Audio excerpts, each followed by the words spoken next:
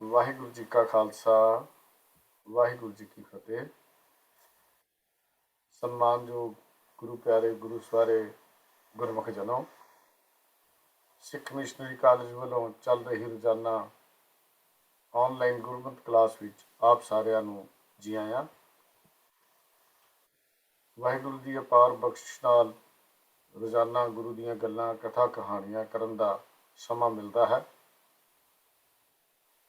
ਇਸ ਗੁਰਮਤਿ ਕਲਾਸ ਵਿੱਚੋਂ ਬਹੁਤ ਕੁਝ ਅਸੀਂ ਸਿੱਖਿਆ, ਬੜਾ ਕੁਝ ਜਾਣਿਆ। ਹਰ ਸ਼ਨੀਚਰਵਾਰ ਅਸੀਂ PPT ਪ੍ਰੈਜੈਂਟੇਸ਼ਨ ਰਾਹੀਂ ਜਾਂ ਹੋਰ ਬੁਲਾਰਿਆਂ ਨੂੰ ਸੱਦਾ ਦਿੰਦੇ ਹਾਂ, ਜੋ ਆ ਕੇ ਸਾਡੇ ਨਾਲ ਵਿਚਾਰਾਂ ਦੀ ਸਾਂਝ ਕਰਦੇ ਹਨ। ਅੱਜ ਦਾ ਸਾਡਾ ਵਿਸ਼ਾ ਜੋ ਭੈਣ ਜੀ ਇੰਦਰਜੀਤ ਕੌਰ ਜੀ ਮੋਹਾਲੀ ਤੋਂ ਹਨ, ਉਹ ਨਿਭਾ ਰਹੇ ਹਨ। ਇਹਦਾ ਸਰਲੇਖ, ਇਹਦਾ ਹੈਡਿੰਗ ਜੀਵਨ ਮਨੋਰਥ ਹੈ। ਜੀਵਨ ਮਨੋਰਥ ਤੋਂ ਹੀ ਗੱਲ ਭਲੀ ਭਾਂਤ ਸਪਸ਼ਟ ਹੋ ਜਾਂਦੀ ਹੈ ਕਿ ਇਹਦੇ ਵਿੱਚ ਸਾਡੇ ਮਨੁੱਖਾ ਜੀਵਨ ਦੀ ਗੱਲ ਕੀਤੀ ਜਾਏਗੀ। ਮਨੁੱਖ ਹੈ ਕੀ, ਮਨੁੱਖ ਸੰਸਾਰ 'ਚ ਆਇਆ ਕੀ ਕਰਨਾ ਹੈ, ਇਹ ਕਰਦਾ ਕੀ ਹੈ, ਇਹਦੇ ਅੰਦਰ ਕਿਹੋ ਜਿਹੀ ਰੁਚੀ ਹੈ, ਉਹਨੂੰ ਅਸੀਂ ਰੁਚੀ ਨੂੰ ਕਿਵੇਂ ਡਿਵੈਲਪ ਕਰਨਾ ਹੈ, ਪਰਮਾਤਮਾ ਦੇ ਪਾਸੇ ਕਿਵੇਂ ਜੁੜਨਾ। ਇਹ ਜੀਵਨ ਮਨੋਰਥ ਦੀਆਂ ਸਾਰੀਆਂ ਗੱਲਾਂ ਹਨ। ਇਹ ਸਾਰੀਆਂ ਵਿਚਾਰਾਂ ਸਾਂਝੀਆਂ ਕਰਨਗੇ ਭੈਣ ਜੀ ਇੰਦਰਜੀਤ ਕੌਰ ਜੀ। ਤਾਂ ਮੈਂ ਉਹਨਾਂ ਨੂੰ ਬੇਨਤੀ ਕਰ ਰਿਹਾ ਹਾਂ ਕਿ ਅੱਜ ਦੀ ਇਹ ਵਿਚਾਰ ਆਰੰਭ ਕਰਨ ਆਪਣੀ ਪ੍ਰੈਜੈਂਟੇਸ਼ਨ, ਉਹਨਾਂ ਦਾ ਸਰਲੇਖ ਹੈ ਜੀਵਨ ਮਨੋਰਥ, ਭੈਣ ਜੀ ਇੰਦਰਜੀਤ ਕੌਰ ਜੀ। ਵਾਹਿਗੁਰੂ ਜੀ ਕਾ ਖਾਲਸਾ ਵਾਹਿਗੁਰੂ ਜੀ ਕੀ ਫਤਿਹ। ਵਾਹਿਗੁਰੂ ਜੀ ਕੀ ਫਤਿਹ।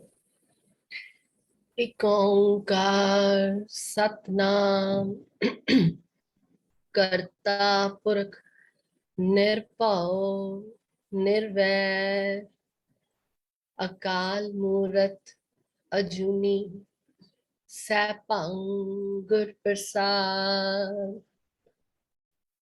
ਸ੍ਰੀ ਰਾਗ ਮਹੱਲਾ ਪੰਜਵਾਂ। ਸਭੇ ਗੱਲਾਂ ਵਿਸਰਨ ਇੱਕੋ ਵਿਸਰ ਨਾ ਜਾਓ, ਧੰਦਾ ਸਭ ਜਲਾਇ ਕੈ ਗੁਰ ਨਾਮ ਦੀਆ ਸਚ ਸੁਆਓ। ਆਸਾ ਸਭੇ ਲਾਹੇ ਕੈ ਇਕਾ ਆਸ ਕਮਾਓ, ਜਿਨੀ ਸਤਿਗੁਰ ਸੇਵਿਆ ਤਿਨ ਅੱਗੇ ਮਿਲਿਆ ਥਾਂ। ਮਨ ਮੇਰੇ ਕਰਤੇ ਨੋ ਸਾਲਾ ਹੈ, ਸਭੇ ਛੱਡ ਸਿਆਣਪਾਂ ਗੁਰ ਕੀ ਪੈਰੀ ਪਾਹੇ। ਮਨ ਮੇਰੇ ਕਰਤੇ ਨੋ ਸਾਲਾ ਹੈ, ਸਭੇ ਛੱਡ ਸਿਆਣਪਾਂ ਗੁਰ ਕੀ ਪੈਰੀ ਪਾਹੇ। ਰਹਾਉ ਦੁਖ ਭੁਖ ਨਹਿ ਵਿਆਪਈ, ਜੇ ਸੁਖ ਦਾਤਾ ਮਨ ਹੋਏ। ਕਿਤਹੀ ਕੰਮ ਨਾ ਛਿਜੀਐ, ਜਾਂ ਹਿਰਦੈ ਸੱਚਾ ਸੋਏ।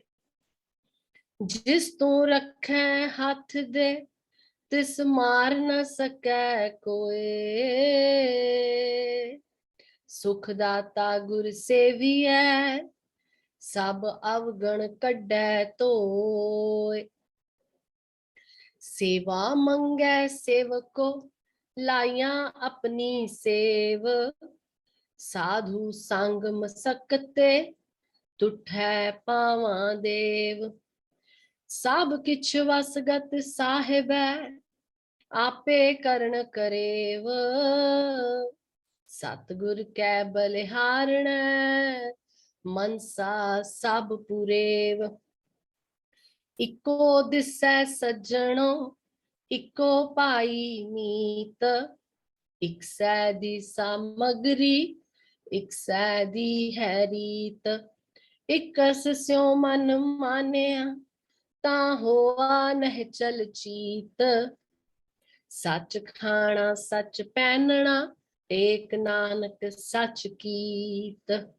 ਸੱਚ ਖਾਣਾ ਸੱਚ ਪਹਿਨਣਾ, ਏਕ ਨਾਨਕ ਸੱਚ ਕੀਤ। ਵਾਹਿਗੁਰੂ ਜੀ ਕਾ ਖਾਲਸਾ, ਵਾਹਿਗੁਰੂ ਜੀ ਕੀ ਫਤਿਹ। ਵਿਸ਼ਾ ਸ਼ੁਰੂ ਕਰਨ ਤੋਂ ਪਹਿਲਾਂ ਗੁਰੂ ਸਾਹਿਬ ਦੀ ਗੁਰਬਾਣੀ ਕੋਟਾਨ ਕੋਟ ਨਮਸਕਾਰ ਹੈ ਜੀ, ਕੋਟਾਨ ਕੋਟ ਨਮਸਕਾਰ ਹੈ। ਤਿਆਰੀ ਮੈਂ ਕੁਛ ਹੋਰ ਕਰਕੇ ਆਈ ਸੀ, ਪਰ ਜਿੱਦਾਂ ਮੂਲ ਮੰਤਰ ਪੜ ਰਹੇ ਹਾਂ, ਅਸੀਂ ਸ਼ਬਦ ਪੜ ਰਹੇ ਹਾਂ ਤੇ ਅਹਿਸਾਸ ਹੁੰਦਾ ਵੀ ਗੁਰਬਾਣੀ ਦੀ ਇੱਕ ਲਾਈਨ ਸਾਡੇ ਮਕਸਦ ਵਾਲੀ ਸਾਨੂੰ ਤੋਰ ਰਹੀ ਹੈ।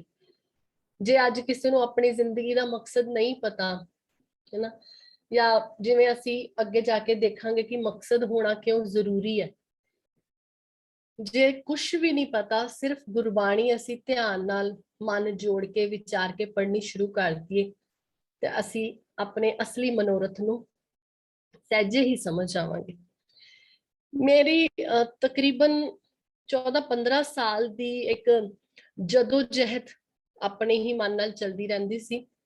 ਹਮੇਸ਼ਾ ਏਦਾਂ ਲੱਗਦਾ ਸੀ ਕੁਝ ਕਰਨਾ ਹੈ, ਕੁਝ ਕਰਨਾ ਹੈ, ਕੀ ਕਰਨਾ ਹੈ ਇਹ ਨਹੀਂ ਸੀ ਪਤਾ ਲੱਗਦਾ। आवाज ठीक आ रही है जी मेरी? ठीक है। सो हाँ, हमेशा हमेशा एक सवाल, हमेशा एक इच्छा तंग करती रहती सी भी कुछ करना है। जदों कॉलेज तक सीगे, पढ़ाइयां पूरियां कर रहे सी, उदों ऐ लगदा सी कि टॉप कर रहे हैं, स्टडी कर रहे हैं, बड़े खुश सीगे, भी सैटिस्फाइड सीगे। पर जिद्दां ही तुहाडी एक पढ़ाई खत्म हुई, उस तो बाद तुहाडे अंदर एक अस्थिरता जी शुरू हो गई मेरे अंदर कि हाँ मैं हुण की करना है।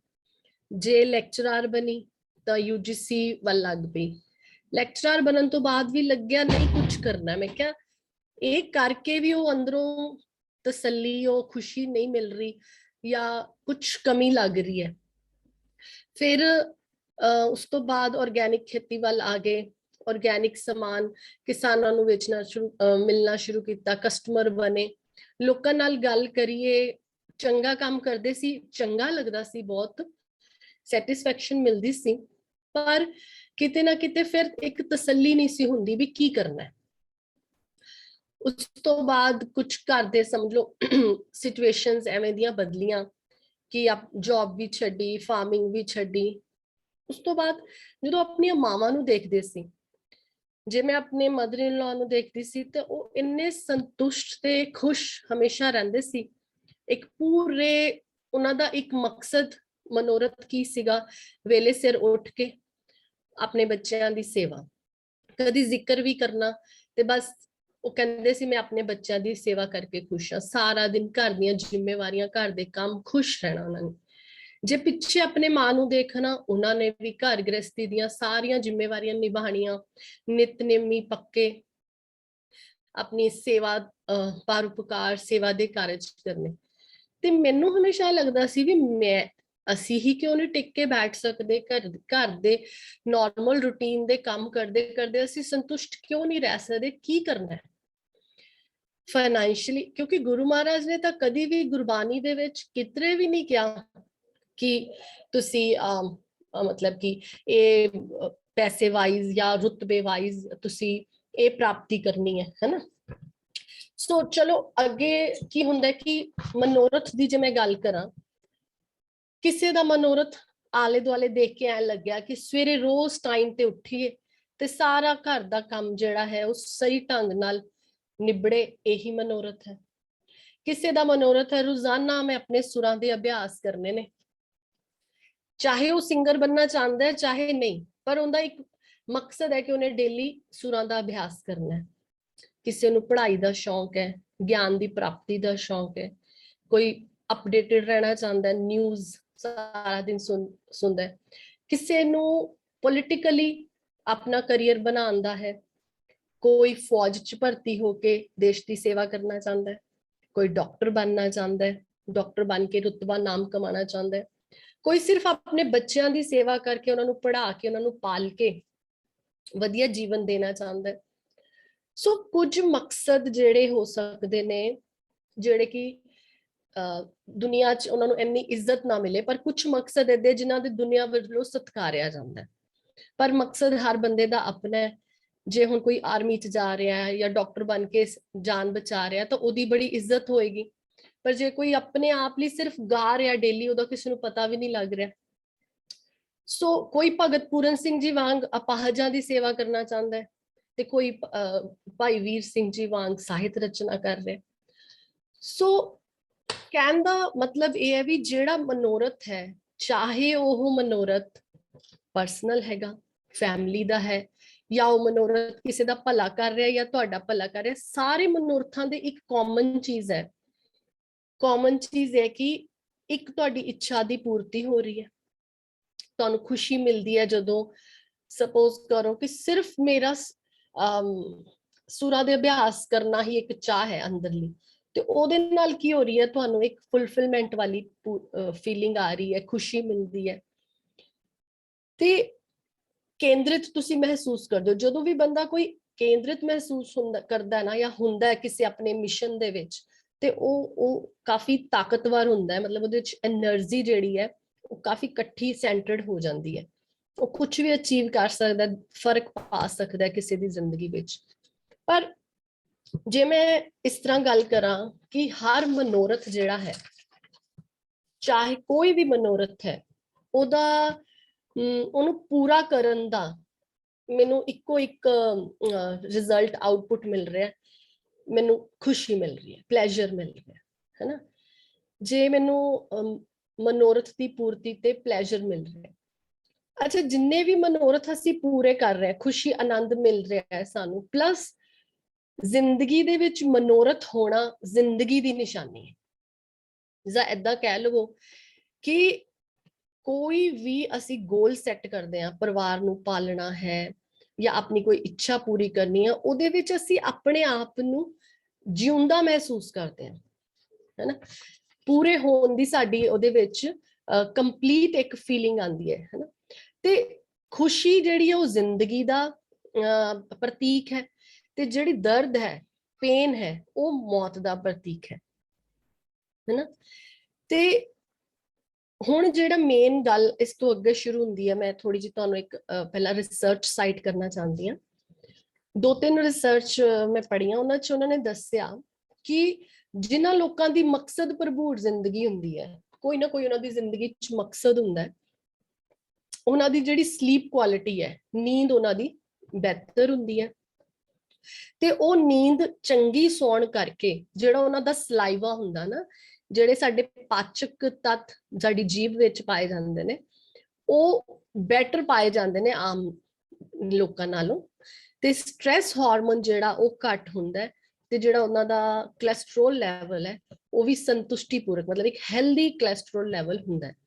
ਇੱਕ ਸਟੱਡੀ ਵਿੱਚ ਇਹ ਚੀਜ਼ ਕੱਢੀ ਗਈ, ਮਤਲਬ ਇਹ ਪਤਾ ਲੱਗਿਆ ਵੀ ਜੇ ਤੁਹਾਡੇ ਲਾਈਫ 'ਚ ਕੋਈ ਮਨੋਰਥ ਹੈਗਾ ਤਾਂ ਤੁਸੀਂ ਫਿਜ਼ੀਕਲੀ ਫਿੱਟ ਹੋ, ਹੁਣ ਇਹ ਸਭ ਚੀਜ਼ਾਂ ਤੁਹਾਡੀ ਤੰਦਰੁਸਤੀ ਦੀ ਨਿਸ਼ਾਨੀਆਂ।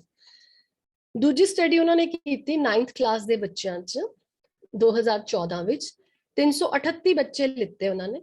ਉਹ ਕਹਿੰਦੇ ਕਿ ਬੱਚਿਆਂ ਨੂੰ ਨਾ ਸਿਰਫ 30 ਮਿੰਟ ਦਾ ਇੱਕ ਲੈਕਚਰ ਦਿੱਤਾ ਗਿਆ, ਔਰ ਉਸ ਲੈਕਚਰ ਦੇ ਵਿੱਚ ਉਹਨਾਂ ਨੂੰ ਉਹ ਪੜ੍ਹਾਈ ਜਿਹੜੀ ਕਰ ਰਹੇ ਨੇ, ਉਸ ਪੜ੍ਹਾਈ ਦਾ ਕੀ ਮਕਸਦ ਹੈ, ਕੀ ਮਤਲਬ ਹੈ, ਇਹ ਸਮਝਾਇਆ ਗਿਆ।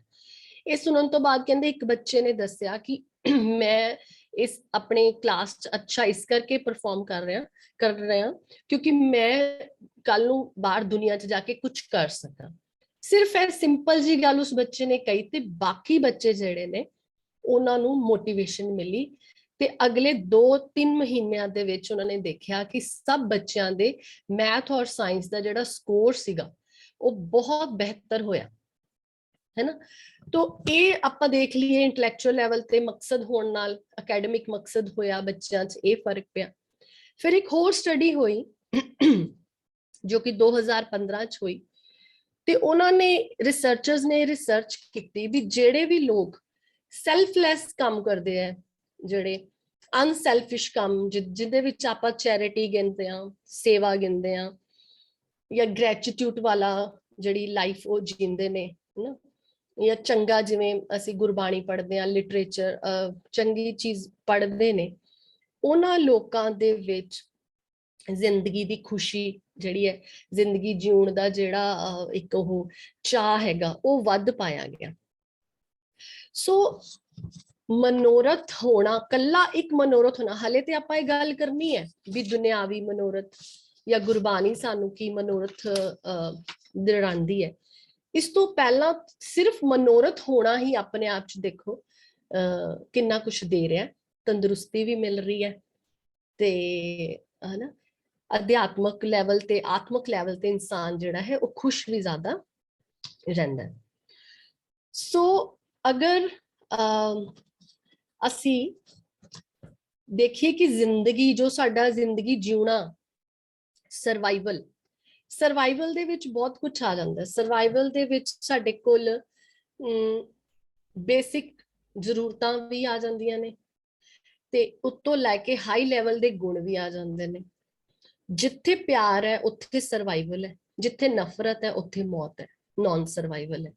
ਜਾਂ ਜਿੱਥੇ ਪਿਆਰ ਹੈ ਉੱਥੇ ਸੁੱਖ ਹੈ, ਸੁੱਖ ਦਾ ਮਤਲਬ ਸਰਵਾਈਵਲ ਹੈ। ਕਿਉਂਕਿ ਹਰ ਇਨਸਾਨ ਚਾਹੇ ਉਹ ਅਨਪੜ੍ਹ ਹੈ ਜਾਂ ਪੜ੍ਹਿਆ ਲਿਖਿਆ ਹੈ, ਸਬ ਕੌਂਸ਼ੀਅਸ ਉਹਦੇ ਅੰਦਰ ਪ੍ਰੋਗਰਾਮਿੰਗ ਹੋਈ ਹੈ। ਸਬ ਕੌਂਸ਼ੀਅਸ ਉਹਨੂੰ ਜਿੱਥੇ ਹਲਕਾ ਫੁਲਕਾ ਪਤਾ ਚੱਲਦਾ ਵੀ ਇੱਥੋਂ ਸੁੱਖ ਮਿਲਣਾ ਹੈ ਉਹ ਉਹਦੇ ਵਾਸਤੇ ਸਟਰਗਲ ਕਰਦਾ ਹੈ। ਜਿੱਥੇ ਪਤਾ ਲੱਗਦਾ ਇੱਥੋਂ ਪੇਨ ਹੈ, ਇੱਥੇ ਤਕਲੀਫ ਹੈ, ਉਹ ਉਸਨੂੰ ਅਵੋਇਡ ਕਰਦਾ ਜਾਂ ਉਹਦੇ ਮਨ ਚੋਂ ਉਹਦੇ ਡਰ ਬਣੇ ਹੁੰਦੇ ਨੇ, ਉਹ ਉਹਨਾਂ ਚੀਜ਼ਾਂ ਤੋਂ ਡਰਦਾ ਹੈ। ਤੋ ਇੱਕ ਤੱਥ ਇੱਕ ਫੈਕਟ ਨਿਕਲ ਕੇ ਆਂਦਾ ਹੈ ਕਿ ਜ਼ਿੰਦਗੀ ਜਿਉਣਾ ਸਰਵਾਈਵਲ ਕਿਸ ਤਰ੍ਹਾਂ ਡਰ ਨੂੰ ਤੇ ਦਰਦ ਨੂੰ ਫਾਈਟ ਕਰਕੇ ਇਹੀ ਜ਼ਿੰਦਗੀ ਦਾ ਮਕਸਦ ਹੈ। ਇੱਥੋਂ ਆਪਾਂ ਇਹਨੂੰ ਹੋਰ ਉੱਚੇ ਲੈਵਲ ਤੇ ਅਸੀਂ ਜ਼ਰੂਰ ਦੇਖਾਂਗੇ ਗੁਰਬਾਣੀ ਦੀ ਰੋਸ਼ਨੀ ਦੇ ਵਿੱਚ, ਕਿਉਂਕਿ ਜ਼ਿੰਦਗੀ ਜਿਉਣਾ ਕਈ ਅਸੀਂ ਇਹ ਵੀ ਸਮਝ ਸਕਦੇ ਹਾਂ ਵੀ ਰੋਟੀ ਖਾਣਾ ਪੀਣਾ ਹੱਸਣਾ ਸੋਣਾ ਵਿਸਰ ਗਿਆ ਹੈ ਮਰਨਾ, ਅਸੀਂ ਸਿਰਫ ਉਹਨੂੰ ਵੀ ਜ਼ਿੰਦਗੀ ਜਿਉਣਾ ਸਮਝ ਸਕਦੇ ਹਾਂ। ਪਰ ਇੱਥੇ ਸਰਵਾਈਵਲ ਦਾ ਜਿਹੜਾ ਮੇਰਾ ਭਾਵ ਹੈਗਾ, ਸਰਵਾਈਵਲ ਦਾ ਭਾਵ ਉਹ ਗੁਣ ਹੈ, ਉਹ ਗੁਣ ਜਿਹੜੇ ਅਸਲ ਜੀਵਨ ਮਾਨਣ ਵਾਸਤੇ ਸਾਨੂੰ ਸਹਾਇਕ ਹੁੰਦੇ ਨੇ। ਜਿਹੜਾ ਸਾਨੂੰ ਆਮ ਇੱਕ ਸਾਹ ਲੈਂਦੇ ਤੁਰਦੇ ਫਿਰਦੇ ਜੀਵਨ, ਇਹ ਜੀਵਨ ਦੀ ਨਹੀਂ ਗੱਲ ਕਰ ਰਹੀ ਮੈਂ। ਜ਼ਿੰਦਗੀ ਜਿਉਣਾ ਉਹ ਜਿਉਣਾ ਜਿਹਦੇ ਵਿੱਚ ਉਹ ਗੁਣਾਂ ਨਾਲ ਭਰਪੂਰ ਜ਼ਿੰਦਗੀ, ਜਿਹੜੇ ਗੁਣਾਂ ਦਾ ਜ਼ਿਕਰ ਗੁਰਬਾਣੀ ਚ ਬਾਰ-ਬਾਰ ਆਇਆ, ਜਿਹੜੇ ਗੁਣਾਂ ਨੂੰ ਸਾਡੇ ਇਤਿਹਾਸ ਚ ਬਾਰ-ਬਾਰ ਦ੍ਰਿੜਾਇਆ ਗਿਆ, ਤੇ ਜਿਹੜੇ ਗੁਣਾਂ ਦੀ ਹੀ ਗੱਲ ਗੁਰੂ ਮਹਾਰਾਜ ਨੇ ਕੀਤੀ ਹੈ। ਗੁਰੂ ਮਹਾਰਾਜ ਨੇ ਨਹੀਂ ਕਿਹਾ ਇੰਜੀਨੀਅਰ ਬਣਨਾ ਹੈ, ਡਾਕਟਰ ਬਣਨਾ ਹੈ ਜਾਂ ਤੁਸੀਂ ਆਰਮੀ ਚ ਜਾਣਾ, ਕੁਛ ਨਹੀਂ। ਉਹ ਗੁਣ ਹੈਗੇ ਆ ਤਾਂ ਜਿੰਨੇ ਤੁਹਾਡੇ ਮਨੋਰਥ ਆ ਉਹ ਸਫਲੇ ਨੇ, ਜੇ ਉਹ ਗੁਣ ਨਹੀਂ ਹੈਗੇ ਤਾਂ ਤੁਸੀਂ ਮੌਤ ਇੱਕ ਦਰਦ ਵੱਲ ਸਹਿ ਸੁਭਾਈ ਧੱਕੇ ਜਾ ਰਹੇ ਹੋ। ਹੁਣ ਜਿਹੜੀਆਂ ਬੁਨਿਆਦੀ ਜ਼ਰੂਰਤਾਂ ਨੇ ਉਹ ਸਭ ਦੀਆਂ ਸਾਂਝੀਆਂ ਨੇ। ਮਾਈਕ ਲੈਵਲ ਤੇ ਅਮੀਰ ਤੇ ਗਰੀਬ ਦਾ ਮਕਸਦ ਅੱਡ-ਅੱਡ ਹੋ ਸਕਦਾ ਹੈ। ਗਰੀਬ ਦਾ ਬਹੁਤਾ ਸਮਾਂ ਆਪਣੀਆਂ ਜ਼ਰੂਰਤਾਂ ਪੂਰੀਆਂ ਕਰਨ ਚ ਲੱਗਦਾ ਹੈ ਤੇ ਜਿਹੜਾ ਅਮੀਰ ਆ ਹੋ ਸਕਦਾ ਉਹ ਹੋਰ ਅਮੀਰ ਬਣਨਾ ਚਾਹੁੰਦਾ, ਹੋ ਸਕਦਾ ਉਹਦਾ ਕੋਈ ਵੀ ਉਹਦਾ ਹੋਏ ਮੋਟੇ। ਸੋ ਅਗਰ ਅਸੀਂ ਕੁਝ ਕੈਟਾਗਰੀਜ਼ ਚ ਵੰਡੀਏ ਤਾਂ ਫਿਜ਼ੀਓਲੋਜੀਕਲ ਨੀਡਸ ਨੇ ਇਨਸਾਨ ਦੀਆਂ, ਸੇਫਟੀ ਨੀਡਸ ਨੇ, ਹਨਾ, ਤੇ ਕੁਝ belongingness and love, esteem needs, self actualisation. ਹੁਣ ਫਿਜ਼ੀਓਲੋਜੀਕਲ ਨੀਡ ਦੇ ਵਿੱਚ ਉਹੀ ਆ ਗਿਆ ਰੋਟੀ ਕੱਪੜਾ ਮਕਾਨ, ਉਹਦੇ ਵਿੱਚ ਤੁਸੀਂ ਆਪਣੇ ਸਰੀਰਕ ਜ਼ਰੂਰਤਾਂ ਦਾ ਧਿਆਨ ਰੱਖਦੇ ਹੋ ਸਕਦਾ ਕਿਸੇ ਦਾ ਇਹੀ ਮਕਸਦ ਹੋਏ। ਕਿਉਂਕਿ ਹੁਣ ਜੇ ਅਸੀਂ ਆਪਣੇ ਡੋਮੈਸਟਿਕ ਹੈਲਪ ਦੀ ਜਾਂ ਲੇਬਰ ਕਲਾਸ ਦੀ ਕੁਝ ਕਈ ਵਾਰੀ ਦੇਖਦੇ ਤਾਂ ਸਾਰੀ ਜ਼ਿੰਦਗੀ ਉਹਨਾਂ ਦੀ ਲੇਬਰ ਚ ਹੀ ਲੰਘਦੀ ਹੈ ਤੇ ਉਹਨਾਂ ਦਾ ਮਕਸਦ ਇਹੀ ਹੋ ਸਕਦਾ ਹੈ ਬਸ ਆਪਣੀ ਰੋਜ਼ੀ ਰੋਟੀ ਵਾਸਤੇ ਐਫਰਟਸ ਕਰਨੇ, ਹਨਾ। ਇਸੇ ਤਰ੍ਹਾਂ ਤੁਸੀਂ ਇਹ ਪਿਰਾਮਿਡ ਦੇਖ ਸਕਦੇ ਹੋ ਵੀ ਕਿਵੇਂ ਕਿਵੇਂ ਜਿਵੇਂ ਜਿਵੇਂ ਇੱਕ ਨੀਡ ਪੂਰੀ ਹੁੰਦੀ ਜਾਂਦੀ ਤੇ ਅਗਲੀ ਜਿਹੜੀ ਨੀਡ ਹੈ ਉਹਦੇ ਵੱਲ ਧਿਆਨ ਜਾਂਦਾ ਹੈ, ਹੈਨਾ। ਤੇ ਪਰ ਅੱਗੇ ਜਾ ਕੇ ਥੋੜਾ ਜਿਹਾ ਮੈਂ ਹੋਰ ਦੱਸਾਂਗੀ ਵੀ ਚਾਹੇ ਹਰ ਇੱਕ ਲੈਵਲ ਦੇ ਉੱਪਰ ਤੁਹਾਡਾ ਮਨੋਰਥ ਅਲੱਗ ਹੋ ਸਕਦਾ ਹੈ, ਜਿਸ ਲੈਵਲ ਤੇ ਤੁਸੀਂ ਦੁਨਿਆਵੀ ਤੌਰ ਤੇ ਹੋ ਸਕਦਾ ਕਿਸੇ ਕੋਲ ਬਿਲੋਂਗਿੰਗਨੈਸ, ਰਿਸ਼ਤੇ ਜਿਹੜੇ ਨੇ ਉਹ ਰਿਸ਼ਤਿਆਂ ਦੇ ਵਿੱਚ ਹੀ ਕਲਕਲੇਸ਼ ਇੰਨਾ ਕਿ ਉਹ ਸਾਰੀ ਜ਼ਿੰਦਗੀ ਉਹ ਰਿਸ਼ਤੇ ਨਿਭਾਉਣ ਚ ਜਾਂ ਰਿਸ਼ਤਿਆਂ ਨੂੰ ਸੁਧਾਰਨ ਚ ਉਹਦਾ ਮਕਸਦ ਇਹੀ ਹੋਏ ਕਿ ਹਨਾ ਮੈਂ ਆਪਣੇ ਇੰਪਰੂਵ ਕਰਨੇ ਨੇ, ਚੰਗੀ ਤਰ੍ਹਾਂ ਰਹਿਣਾ, ਕਬੀਲਦਾਰੀਆਂ ਦੇ ਉਹਦੇ ਮਕਸਦ ਹੋਣ, ਹਨਾ। ਉਸ ਤੋਂ ਬਾਅਦ ਸੈਲਫ ਐਕਚੁਅਲਾਈਜੇਸ਼ਨ ਹੋ ਸਕਦਾ, ਜਿਹੜੀ ਵਾਹਿਗੁਰੂ ਨੇ ਉਹਨੂੰ ਅੰਦਰ ਇੱਕ ਖੂਬੀ ਦੇ ਕੇ ਭੇਜਿਆ, ਉਹ ਖੂਬੀ ਨੂੰ ਹੀ ਰਿਅਲਾਈਜ਼ ਕਰਨਾ ਉਹਦਾ ਮਕਸਦ ਹੋਏ। ਅਗਰ ਭਾਈ ਵੀਰ ਸਿੰਘ ਜੀ ਸਾਹਿਤ ਰਚਨਾਕਾਰ ਸੀਗੇ ਜਾਂ ਭਗਤ ਪੂਰਨ ਸਿੰਘ ਜੀ ਅਪਾਹਿਜਾਂ ਦੀ ਸੇਵਾ ਕਰਦੇ ਸੀ, ਤੇ ਉਹਨਾਂ ਦੇ ਲਈ ਮੈਟਰ ਹੀ ਨਹੀਂ ਸੀ ਕਰਨੀਆਂ ਥਲੜੀਆਂ ਨੀਡਸ, ਉਹ ਉਸ ਚ ਲੱਗੇ ਸੀ ਜਿਸ ਤੇ ਸਮਾਜ ਨੂੰ ਫਰਕ। ਪਰ ਇਸ ਸਪੈਸੀਫਿਕ ਲੈਵਲਸ ਦੇ ਨਾਲ ਨਾਲ, ਕਿਉਂਕਿ ਗੁਰਬਾਣੀ ਨੇ ਫਿਰ ਇਹ ਸਪੈਸੀਫਿਕ ਲੈਵਲਸ ਦੀ ਗੱਲ ਨਾ ਕਰਕੇ ਇੱਕ ਜਰਨਲ ਗੱਲ ਕੀਤੀ ਹੈ, ਜਿਹੜੇ ਇਹ ਸਾਰੇ ਲੈਵਲਸ ਤੇ ਸਾਡੀ ਢੁਕਦੀ ਹੈ ਮਨੋਰਥ ਜਿਹੜਾ ਸਾਡਾ ਢੁਕਦਾ ਹੈ, ਉਹ ਆਪਾਂ ਦੇਖਦੇ ਹਾਂ ਜੀ ਅੱਗੇ। ਹੁਣ ਮਕਸਦ ਵਾਸਤੇ ਪ੍ਰੇਰਨਾ, ਇਹੀ ਇਹਦੇ ਨਾਲ ਥੋੜਾ ਮਿਲਦੀ ਜੁਲਦੀ ਗੱਲ ਹੈ। ਮਕਸਦ ਨਾਲ ਜਿਹੜੀ ਮਕਸਦ ਤੁਹਾਡਾ ਬਣਦਾ ਹੈ, ਕੋਈ ਵੀ ਮਕਸਦ ਕਿਵੇਂ ਬਣਦਾ, ਉਹਦੇ ਲਈ ਤੁਹਾਨੂੰ ਕਿੱਥੋਂ ਪ੍ਰੇਰਨਾ ਮਿਲਦੀ ਹੈ। ਕਈ ਵਾਰੀ ਸਾਨੂੰ ਆਪਣੀ ਸੈਲਫ, ਜਿਵੇਂ ਹੁਣ ਬੱਚੇ ਨੂੰ ਸਿਰਫ ਆਪਣੀ ਖੇਡ ਪਿਆਰੀ, ਆਪਣਾ ਦੁੱਧ ਖਾਣ ਪੀਣ ਪਿਆਰਾ ਹੈ, ਤੇ ਉਹਦੀ ਮੋਟੀਵੇਸ਼ਨ ਸਿਰਫ ਆਪਣਾ ਸੈਲਫ ਹੈ ਨਾ, ਜਿਹੜੇ ਵੀ ਕੰਮ ਕਰਦਾ ਜੋ ਪਸੰਦ ਹੈ ਉਹ ਕਰਦਾ ਹੈ। ਵੱਡੇ ਹੁੰਦਿਆਂ ਸਾਨੂੰ ਲੱਗਦਾ ਇੱਕ ਫੈਮਿਲੀ ਹੈ ਨਾ, ਮਾਤਾ ਪਿਤਾ ਬੱਚਾ, ਉਹ ਆਪਣੀ ਫੈਮਿਲੀ ਦੀਆਂ ਜ਼ਰੂਰਤਾਂ ਪੂਰੀਆਂ ਕਰਨਾ ਮਕਸਦ ਹੋ ਜਾਂਦਾ, ਫੈਮਿਲੀ ਨੂੰ ਖੁਸ਼। ਇਸੇ ਤਰ੍ਹਾਂ ਫਿਰ ਸਾਡੀ ਕੌਮ ਜਾਂ ਗਰੁੱਪ ਕਮਿਊਨਿਟੀ ਬਣਦੀ ਹੈ। ਉਸ ਤੋਂ ਬਾਅਦ ਉਸ ਤੋਂ ਉੱਪਰ ਇਹ ਸਾਰੇ ਇੱਕ ਤੁਸੀਂ ਕੰਸੈਂਟਰਿਕ ਸਰਕਲ ਦੀ ਤਰ੍ਹਾਂ ਸਮਝ ਸਕਦੇ ਹੋ ਕਿ ਸਭ ਤੋਂ ਅੰਦਰ ਸੈਲਫ ਹੈ, ਫਿਰ ਉਸ ਤੋਂ ਬਾਅਦ ਉਹ ਥੋੜਾ ਲੈਵਲ ਵੱਧਦਾ ਹੈ, ਨੈਕਸਟ ਲੈਵਲ ਫੈਮਿਲੀ ਨਾਲ ਆ ਜਾਂਦੀ ਹੈ, ਫਿਰ ਉਹਦੀ ਕਮਿਊਨਿਟੀ, ਫਿਰ ਮਾਨਵਤਾ ਦਾ ਧਿਆਨ ਉਦੋਂ ਸੈਂਸਿਟਿਵ ਹੋ ਜਾਂਦਾ ਹੈ ਮਾਨਵਤਾ ਦੇ ਲਈ। ਉਸ ਤੋਂ ਬਾਅਦ ਫਿਰ ਜਿੰਨਾ ਪਸ਼ੂ ਜਗਤ ਹੈ, ਬਨਸਪਤੀ ਹੈ, ਫਿਰ ਉਹਦੇ ਵਾਸਤੇ ਸੈਂਸਿਟਿਵ ਹੁੰਦਾ ਹੈ। ਫਿਰ ਸਾਰੇ ਬ੍ਰਹਿਮੰਡ ਬਾਰੇ ਉਹ ਜਾਗਰੂਕ ਹੋਣਾ ਸ਼ੁਰੂ ਹੋ ਜਾਂਦਾ ਹੈ।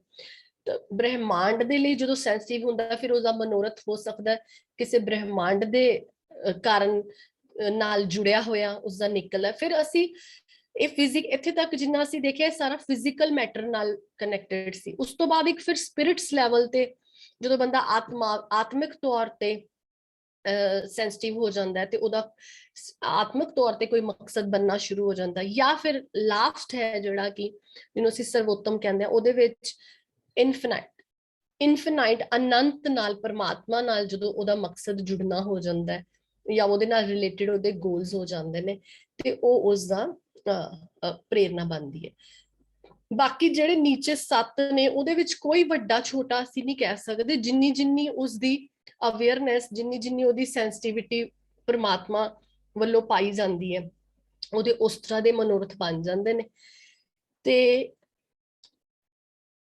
ਹਾਂਜੀ, ਸੋ ਹੁਣ ਅਸੀਂ ਇਹ ਕਹਿ ਸਕਦੇ ਹਾਂ ਕਿ ਜਿੱਦਾਂ ਹੁਣ ਮੰਨ ਲਓ ਫਿਜ਼ੀਓਲੋਜੀਕਲ ਨੀਡਸ, ਅਸੀਂ ਪਹਿਲੇ ਗੱਲ ਕੀਤੀ ਵੀ ਕੋਈ ਲੇਬਰ ਕਲਾਸ ਹੈ ਜਾਂ ਕੋਈ ਹੈਲਪਰ ਹੈ ਨਾ, ਉਹਨੇ ਆਪਣੀ ਜਦੋਂ ਜ਼ਰੂਰਤਾਂ ਪੂਰੀਆਂ ਕਰਨੀਆਂ, ਉਹਨੇ ਸਾਰਾ ਦਿਨ ਕੀ ਕਰਨਾ ਹੈ, ਜਾਂ ਤਾਂ ਉਹ ਮਜ਼ਦੂਰੀ ਕਰੇਗਾ ਜਾਂ ਮਿਹਨਤ ਦੇ ਕੰਮ ਕਰੇਗਾ, ਵੱਧ ਤੋਂ ਵੱਧ ਹੋ ਸਕਦਾ ਕੋਈ ਹੋਰ ਨੌਕਰੀ ਕਰੇਗਾ ਜਿਹਦੇ ਵਿੱਚ ਉਹ ਆਪਣੀਆਂ ਜ਼ਰੂਰਤਾਂ ਪੂਰੀਆਂ ਕਰੇਗਾ। ਹੁਣ ਇਸ ਹਾਲਾਤ ਦੇ ਵਿੱਚ ਵੀ 2 ਤਰੀਕਿਆਂ ਨਾਲ ਕੰਮ ਹੋ ਸਕਦਾ ਹੈ, ਜੋ ਕਿ ਗੁਰਬਾਣੀ ਕਹਿੰਦੀ, ਇੱਕ ਗੁਰਮੁਖ ਵਾਲੇ ਤਰੀਕੇ ਨਾਲ, ਇੱਕ ਮਨਮੁਖ ਵਾਲੇ ਤਰੀਕੇ ਨਾਲ।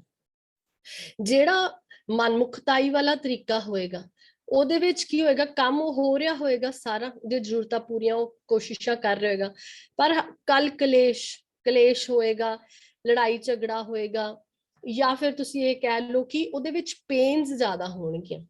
ਪਰ ਜੇ ਤੁਸੀਂ ਗੁਰਮੁਖਤਾਈ ਵਾਲਾ ਰਸਤਾ ਅਪਣਾਉਂਦੇ ਹੋ ਤੇ ਉਹਦੇ ਵਿੱਚ ਤੁਹਾਡਾ ਆਨੰਦ ਬਣਿਆ ਰਹੇਗਾ। ਤੇ ਉਹ ਜਿਹੜਾ ਕਿਉਂਕਿ ਉਸ ਦੀ ਡਿਊਟੀ ਵਾਹਿਗੁਰੂ ਵੱਲੋਂ ਹੁਕਮ ਹੀ ਇਹ ਹੈ ਕਿ ਇਸਨੇ ਆਪਣੀਆਂ ਜ਼ਰੂਰਤਾਂ ਪੂਰੀਆਂ ਕਰਨੀਆਂ, ਇਸ ਦੀ ਜ਼ਿੰਦਗੀ ਦਾ ਮਨੋਰਥ ਹੀ ਇਹ ਹੈ।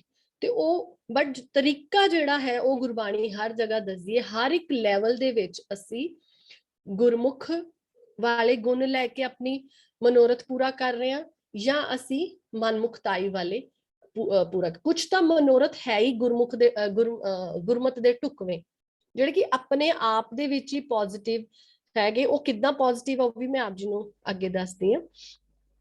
ਪਰ ਇਹਦੇ ਵਿੱਚ ਅਸੀਂ ਇਹ ਕਹਿ ਰਹੇ ਹਾਂ ਵੀ ਗੁਰਬਾਣੀ ਹਰ ਲੈਵਲ ਤੇ ਤੁਹਾਨੂੰ ਰੋਸ਼ਨੀ ਪਾਉਂਦੀ ਹੈ, ਕਿ ਇਹ ਨਹੀਂ ਹੈ ਵੀ ਹਾਂਜੀ ਜਿਹੜੇ ਕਿ ਸੈਲਫ ਅਵੇਅਰ ਹੈ, ਜਿਨ੍ਹਾਂ ਦਾ ਬਹੁਤ ਵੱਡਾ ਮਕਸਦ ਹੈਗਾ, ਸਿਰਫ ਉਹੀ ਗੁਰਬਾਣੀ ਨੂੰ ਆਪਣੇ ਉਹਦੇ ਅਕੋਰਡਿੰਗ ਚੱਲਣਗੇ ਜਾਂ ਗੁਰਬਾਣੀ ਉਹੀ ਕਰ ਰਹੀ ਹੈ। ਨਹੀਂ, ਜਿਹੜਾ ਬਿਲਕੁਲ ਬੇਸਿਕ ਲੈਵਲ ਤੇ ਵੀ ਚੱਲ ਰਿਹਾ ਹੈ, ਉਹ ਕਿਸ ਤਰ੍ਹਾਂ ਗੁਰਬਾਣੀ ਦੇ ਅਕੋਰਡਿੰਗ ਹੋ ਸਕਦਾ ਹੈ, ਉਹ ਆਪਾਂ ਦੇਖਦੇ ਹਾਂ।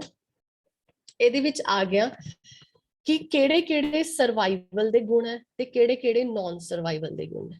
ਹੁਣ ਜੇ ਇੱਕ ਮਜ਼ਦੂਰ ਦੇ ਅੰਦਰ ਪਿਆਰ ਹੈਗਾ ਹੈ ਨਾ, ਜਾਂ ਉਹਦੇ ਅੰਦਰ ਇੱਕ ਭਰੋਸਾ ਹੈ, ਠੀਕ ਹੈ, ਉਹ ਭਰੋਸੇ ਵਾਲਾ ਬੰਦਾ ਕੀ ਹੈ, ਜ਼ਿੰਦਗੀ ਜੀ ਰਿਹਾ, ਉਹਦਾ ਆਪਣੇ ਆਪ ਵਿੱਚ ਹੀ ਜੋ ਵੀ ਉਹ ਦਿਹਾੜੀ, ਜੋ ਵੀ ਉਹ ਮਜ਼ਦੂਰੀ ਕਰ ਰਿਹਾ, ਉਹਦੇ ਭਰੋਸੇ ਵਾਲੇ ਗੁਣ ਨਾਲ ਹੀ ਉਹਦੇ ਜੀਵਨ ਦਾ ਮਨੋਰਥ ਜਿਹੜਾ ਹੈ ਉਹ ਸਫਲਾ ਹੁੰਦਾ ਜਾ ਰਿਹਾ। ਕਿਉਂਕਿ ਭਰੋਸਾ ਇੱਕ ਜ਼ਿੰਦਗੀ ਦੀ ਨਿਸ਼ਾਨੀ ਹੈ, ਨਿਡਰਤਾ ਵੀ ਇੱਕ ਜ਼ਿੰਦਗੀ ਦੀ ਨਿਸ਼ਾਨੀ ਹੈ। ਇੱਕ ਮਿੰਟ ਜੀ, ਮੈਂ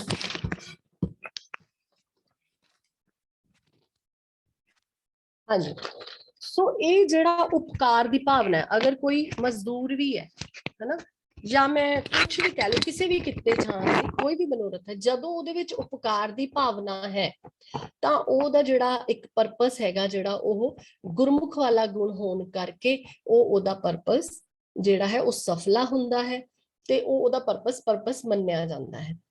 ਪਰ ਇਹ ਜਿਹੜੇ ਗੁਰਮੁਖਤਾਈ ਵਾਲੇ ਗੁਣ ਨੇ ਜਾਂ ਫਿਰ ਇਹ ਮਨਮੁਖਤਾਈ ਵਾਲੇ ਗੁਣ ਨੇ, ਇਹ ਕਿਵੇਂ ਫਰਕ ਪਾਉਂਦੇ ਨੇ?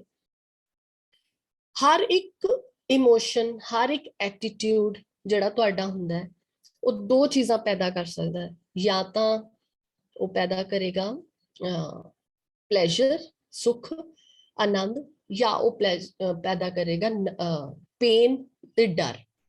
ਹੁਣ ਜਦੋਂ ਬੰਦਾ ਪਿਆਰ ਚ ਹੁੰਦਾ ਹੈ ਜਾਂ ਉਪਕਾਰ ਚ ਹੁੰਦਾ ਹੈ, ਅਸੀਂ ਸਾਰਿਆਂ ਨੇ ਆਪਣੀ ਜ਼ਿੰਦਗੀ ਚ ਇਹ ਚੰਗੇ ਭਲੇ ਕੰਮ ਕਰਕੇ ਦੇਖੇ ਹੀ ਨੇ, ਹਨਾ। ਉਹ ਜਦੋਂ ਤੁਸੀਂ ਉਪਕਾਰ ਤੇ ਭਰੋਸੇ ਵਾਲੇ ਕੰਮ ਦੇ ਵਿੱਚ ਹੁੰਦੇ ਹੋ, ਉਸ ਟਾਈਮ ਤੇ ਤੁਹਾਨੂੰ ਇੱਕ ਆਤਮਿਕ ਸ਼ਾਂਤੀ, ਆਤਮਿਕ ਠੰਡ ਮਿਲਦੀ ਹੈ, ਤੇ ਆਤਮਿਕ ਠੰਡ ਹੀ ਜ਼ਿੰਦਗੀ ਹੈ। ਅਸੀਂ ਕਨਫਿਊਜ਼ ਕਿੱਥੇ ਜਾ ਕੇ ਹੋਏ? ਕਿਉਂਕਿ ਸਾਨੂੰ ਇਹ ਪਤਾ ਲੱਗ ਗਿਆ ਵੀ ਜਿਹੜਾ ਪਲੇਜ਼ਰ ਲੈਣਾ ਹੈ, ਜਿਹੜਾ ਆਨੰਦ ਦੀ ਪ੍ਰਾਪਤੀ, ਉਹ ਜ਼ਿੰਦਗੀ ਹੈ, ਤੇ ਜਿਹੜੀ ਪੇਨ ਹੈ ਤੇ ਜਿਹੜਾ ਡਰ ਹੈ ਉਹਨੂੰ ਅਵੋਇਡ ਕਰਨਾ, ਉਹ ਵਾਲੇ ਕੰਮਾਂ ਤੋਂ ਭੱਜਣਾ, ਦੂਰ ਕਰਨਾ, ਉਹ ਇੱਕ ਉਹ ਮੌਤ ਤੋਂ ਬਚਾ ਹੈਗਾ। ਪਰ ਕੀ ਹੁੰਦਾ ਹੈ, ਅਸੀਂ ਭਟਕਦੇ ਕਿੱਥੇ ਆ? ਜਦੋਂ ਅਸੀਂ ਪਲੇਜ਼ਰ ਸਿਰਫ ਦੁਨਿਆਵੀ, ਸਿਰਫ ਮਟੀਰੀਅਲ ਗੋਲਸ ਤੋਂ ਲੱਭਣਾ ਸ਼ੁਰੂ ਕਰ ਦਿੰਦੇ ਆ। ਹੁਣ ਸਾਡੀ ਜਿਹੜੀ ਕਸਵੱਟੀ ਹੈ ਉਹ ਕਿੱਦਾਂ ਆਏਗੀ? ਕਸਵੱਟੀ ਕਿੱਦਾਂ ਆਏਗੀ? ਕਿਉਂਕਿ ਗੁਰੂ ਇਹ ਵੀ ਇੱਕ ਰਿਸਰਚ ਜੋ ਮੈਂ ਪਹਿਲਾਂ ਹੁਣੇ ਜ਼ਿਕਰ ਕੀਤਾ ਹੈ ਵੀ ਜਿਹੜੇ ਸਾਡੇ ਕਾਰਜ ਜਿਨ੍ਹਾਂ ਦੇ ਵਿੱਚ ਚੈਰਿਟੀ, ਜਿਨ੍ਹਾਂ ਦੇ ਵਿੱਚ ਅਨਸੈਲਫਿਸ਼ ਕੰਮ ਹੁੰਦਾ ਹੈ ਨਾ, ਚੈਰਿਟੀ ਹੋ ਗਈ, ਗ੍ਰੈਟੀਟਿਊਡ ਹੋਇਆ, ਜਿਹੜੇ ਕੰਮ ਅਸੀਂ ਹਮੇਸ਼ਾ ਜਿਵੇਂ ਸ਼ੁਕਰਾਨੇ ਚ ਰਹਿੰਦੇ ਹਾਂ, ਅਸੀਂ ਸੇਵਾ ਚ ਰਹਿੰਦੇ ਹਾਂ, ਅਸੀਂ ਦਇਆ ਚ ਰਹਿੰਦੇ ਹਾਂ, ਅਸੀਂ ਗੁਰਬਾਣੀ ਪੜ੍ਹਦੇ ਹਾਂ। ਗੁਰਬਾਣੀ ਪੜ੍ਹਨਾ ਹੀ ਆਪਣੇ ਆਪ ਦੇ ਵਿੱਚ ਇੱਕ ਜ਼ਿੰਦਗੀ ਹੈ। ਜਦੋਂ ਅਸੀਂ ਗੁਰਬਾਣੀ ਪੜ੍ਹਦੇ ਹਾਂ, ਚੈਰਿਟੀ ਕਰਦੇ ਹਾਂ, ਇਹ ਸਾਰੇ ਕੰਮ ਕਰਦੇ ਹਾਂ, ਤਾਂ ਉਹ ਸਾਡਾ ਜਿਹੜਾ ਪਲੇਜ਼ਰ, ਜਿਹੜਾ ਉਹ ਪਲੇਜ਼ਰ ਆ, ਉਹ ਨਾਨ ਮਟੀਰੀਅਲ ਚ ਕਨਵਰਟ ਹੋ ਜਾਂਦਾ ਹੈ। ਚਾਹੇ ਤੁਸੀਂ ਉਹ ਮਟੀਰੀਅਲ ਪੈਸਾ ਹੀ ਕਮਾ ਰਹੇ ਹੁੰਦੇ ਹੋ, ਪਰ ਜਦੋਂ ਤਿੰਨ ਚੀਜ਼ਾਂ ਨਾਲ ਐਡ ਹੁੰਦੀਆਂ ਤੁਹਾਡੇ ਅੰਦਰ, ਉਹ ਐਟੀਟਿਊਡ ਚ ਰਹਿੰਦੀਆਂ, ਤਾਂ ਉਹ ਜਿਹੜਾ ਤੁਹਾਡਾ ਪਲੇਜ਼ਰ ਹੈ ਉਹ ਨਾਨ ਮਟੀਰੀਅਲ ਹੁੰਦਾ, ਜਿਹੜਾ ਦੁਖਦਾਈ ਨਹੀਂ ਹੁੰਦਾ। ਮਤਲਬ ਮੈਂ ਕਹਿਣਾ ਇਹ ਚਾਹੁੰਦੀ ਹਾਂ ਵੀ ਲਾਈਫ ਜਿਹੜੀ ਹੈ ਉਹ ਸਰਵਾਈਵਲ ਹੈ। ਸਰਵਾਈਵਲ ਹੈ ਕਿ ਸਾਨੂੰ ਪਲੇਜ਼ਰ ਮਿਲੇ। ਪਲੇਜ਼ਰ ਕਿੱਥੋਂ ਮਿਲੇ? ਇੱਥੇ ਸੁਚੇਤ ਰਹਿਣਾ ਸੀ। ਇੱਥੇ ਆ ਕੇ ਅਸੀਂ ਭਟਕ ਜਾਂਦੇ ਹਾਂ। ਅਸੀਂ ਜਦੋਂ ਮਟੀਰੀਅਲਿਸਟਿਕ ਆਪਣੇ ਮਨੋਰਥ, ਆਪਣੇ ਗੋਲ ਸੈੱਟ ਕਰਦੇ ਆ, ਜਦੋਂ ਉਹਨਾਂ ਨੂੰ ਅਚੀਵ ਕਰਦੇ ਆ, ਉਹ ਵੀ ਮਾੜੇ ਨਹੀਂ ਹੁੰਦੇ। ਉਹ ਮਾੜੇ ਕਿੱਥੇ ਜਾ ਕੇ ਹੁੰਦੇ ਆ?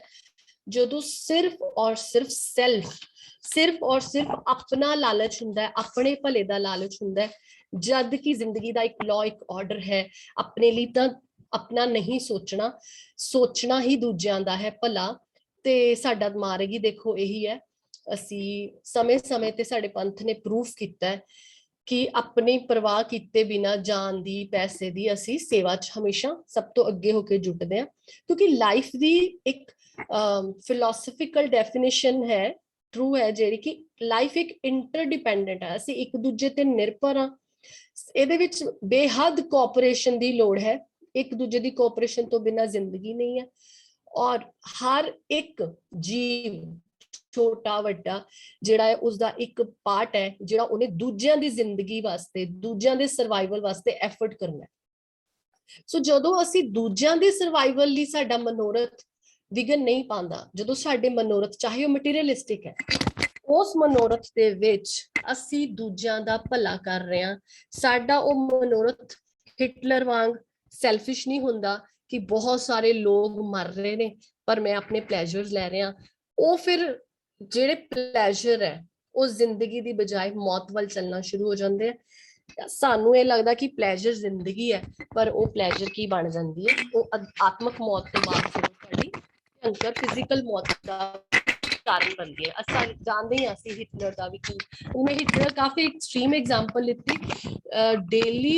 ਡੇਲੀ ਵਿੱਚ ਵੀ ਅਸੀਂ ਸਰਵਾਈਵਲ ਤੇ ਨਾਨ ਸਰਵਾਈਵਲ ਕੰਮ ਕਰਦੇ ਹਾਂ। ਜਿਵੇਂ ਹੁਣ ਜ਼ਿੰਦਗੀ ਕੀ ਹੈ, ਸਾਡੇ ਹੁਣ ਬੋਡੀ ਹੈ, ਸਪੋਜ਼ ਲਾਈਫ ਸੈਲਸ ਕਿਵੇਂ ਕੰਮ ਕਰਦੇ ਆ, ਡੇਲੀ ਬੇਸਿਸ ਤੇ ਇਹਨਾਂ ਦੀ ਰਿਪੇਅਰ ਹੋ ਰਹੀ ਹੈ, ਰੀਪਰੋਡਕਸ਼ਨ ਹੋ ਰਹੀ ਹੈ, ਸਾਰੇ ਸੈਲ ਕੋਆਰਡੀਨੇਸ਼ਨ ਦੇ ਨਾਲ ਕੰਮ ਹੋ ਰਿਹਾ, ਐਡਜਸਟਮੈਂਟਸ ਹੋ ਰਹੀਆਂ, ਜਿਵੇਂ ਚੋਟ ਲੱਗ ਗਈ, ਥੋੜੇ ਸੈਲਸ ਡੈਡ ਹੋ ਗਏ ਤਾਂ ਬਾਕੀ ਸੈਲ ਉਹਨਾਂ ਦੀ ਜਗ੍ਹਾ ਤੇ ਵਰਕਿੰਗ ਕਰ ਰਹੇ ਆ।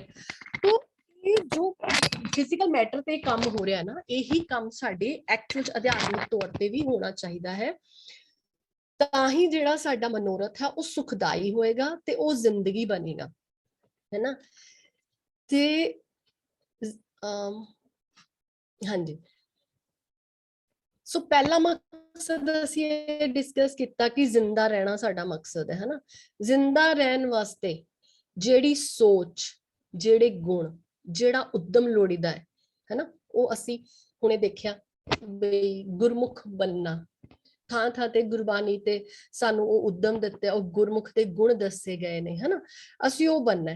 ਤੇ ਫਿਰ ਕੀ ਹੁੰਦਾ, ਅਸੀਂ ਨਿਰੇ ਪੂਰੇ ਫਿਜ਼ੀਕਲ ਸਰਵਾਈਵਲ ਲਈ ਉਲਝ ਜਾਂਦੇ ਆ ਤੇ ਸੁੱਖ ਦੀ ਬਜਾਏ ਅਸੀਂ ਪੇਨ ਪੈਦਾ ਕਰ ਬੈਠਦੇ ਆ, ਤੇ ਪੇਨ ਜਿਹੜੀ ਆ ਉਹ ਐਕਚੁਅਲੀ ਮੌਤ ਬਣ ਜਾਂਦੀ ਹੈ।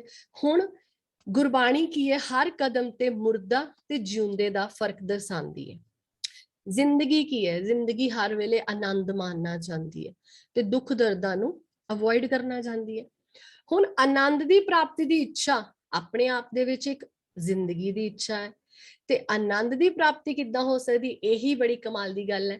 ਆਨੰਦ ਦੀ ਪ੍ਰਾਪਤੀ ਹੋਏਗੀ ਮੁਕਤੀ ਨਾਲ, ਇਹਨਾਂ ਇੱਛਾਵਾਂ ਤੋਂ ਉੱਪਰ ਉੱਠ ਕੇ, ਹੈ ਨਾ।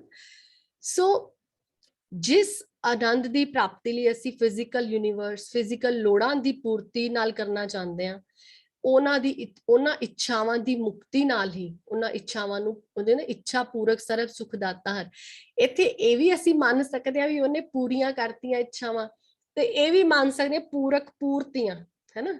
ਸੋ ਖਤਮ ਹੀ ਕਰ ਦਿੱਤੀਆਂ, ਹਨਾ। ਤੇ ਇਹ ਇਸ ਤਰ੍ਹਾਂ, ਹਨਾ। ਸੋ ਕੋਈ ਵੀ ਮਕਸਦ ਦੀ ਪ੍ਰਾਪਤੀ ਜ਼ਿੰਦਗੀ ਦਾ ਰੂਪ ਹੈ। ਇਹ ਮੈਂ ਦੁਬਾਰਾ ਇਹਨੂੰ ਥੋੜਾ ਰਿਵਾਈਜ਼ ਕਰਦੇ ਹਾਂ, ਕਿਉਂਕਿ ਮਕਸਦ ਪੂਰਾ ਹੋਣ ਤੇ ਸਾਨੂੰ ਖੁਸ਼ੀ ਤੇ ਸੰਤੁਸ਼ਟੀ ਮਿਲਦੀ ਹੈ। ਖੁਸ਼ੀ ਤੇ ਸੰਤੁਸ਼ਟੀ ਜ਼ਿੰਦਗੀ ਦਾ ਅੰਸ਼ ਹੈ। ਹਰ ਤਰ੍ਹਾਂ ਦਾ ਦੁੱਖ ਦਰਦ ਇੱਕ ਮੌਤ ਦੀ ਅੰਸ਼ ਹੈ। ਜਦੋਂ ਵੀ ਕੋਈ ਤਕਲੀਫ ਆਉਂਦੀ ਹੈ, ਮਾੜੀ ਜੀ ਉਂਗਲ ਵੀ ਸੜ ਜਾਂਦੀ ਹੈ, ਅਸੀਂ ਸਹਿਮ ਜਾਂਦੇ ਹਾਂ, ਡਰ ਜਾਂਦੇ। ਬੱਚੇ ਦੀ ਉਂਗਲ ਸੜਦੀ ਹੈ ਨਾ, ਕਿੱਦਾਂ ਮਾਵਾਂ ਇੱਕਦਮ ਡਰਦੀਆਂ।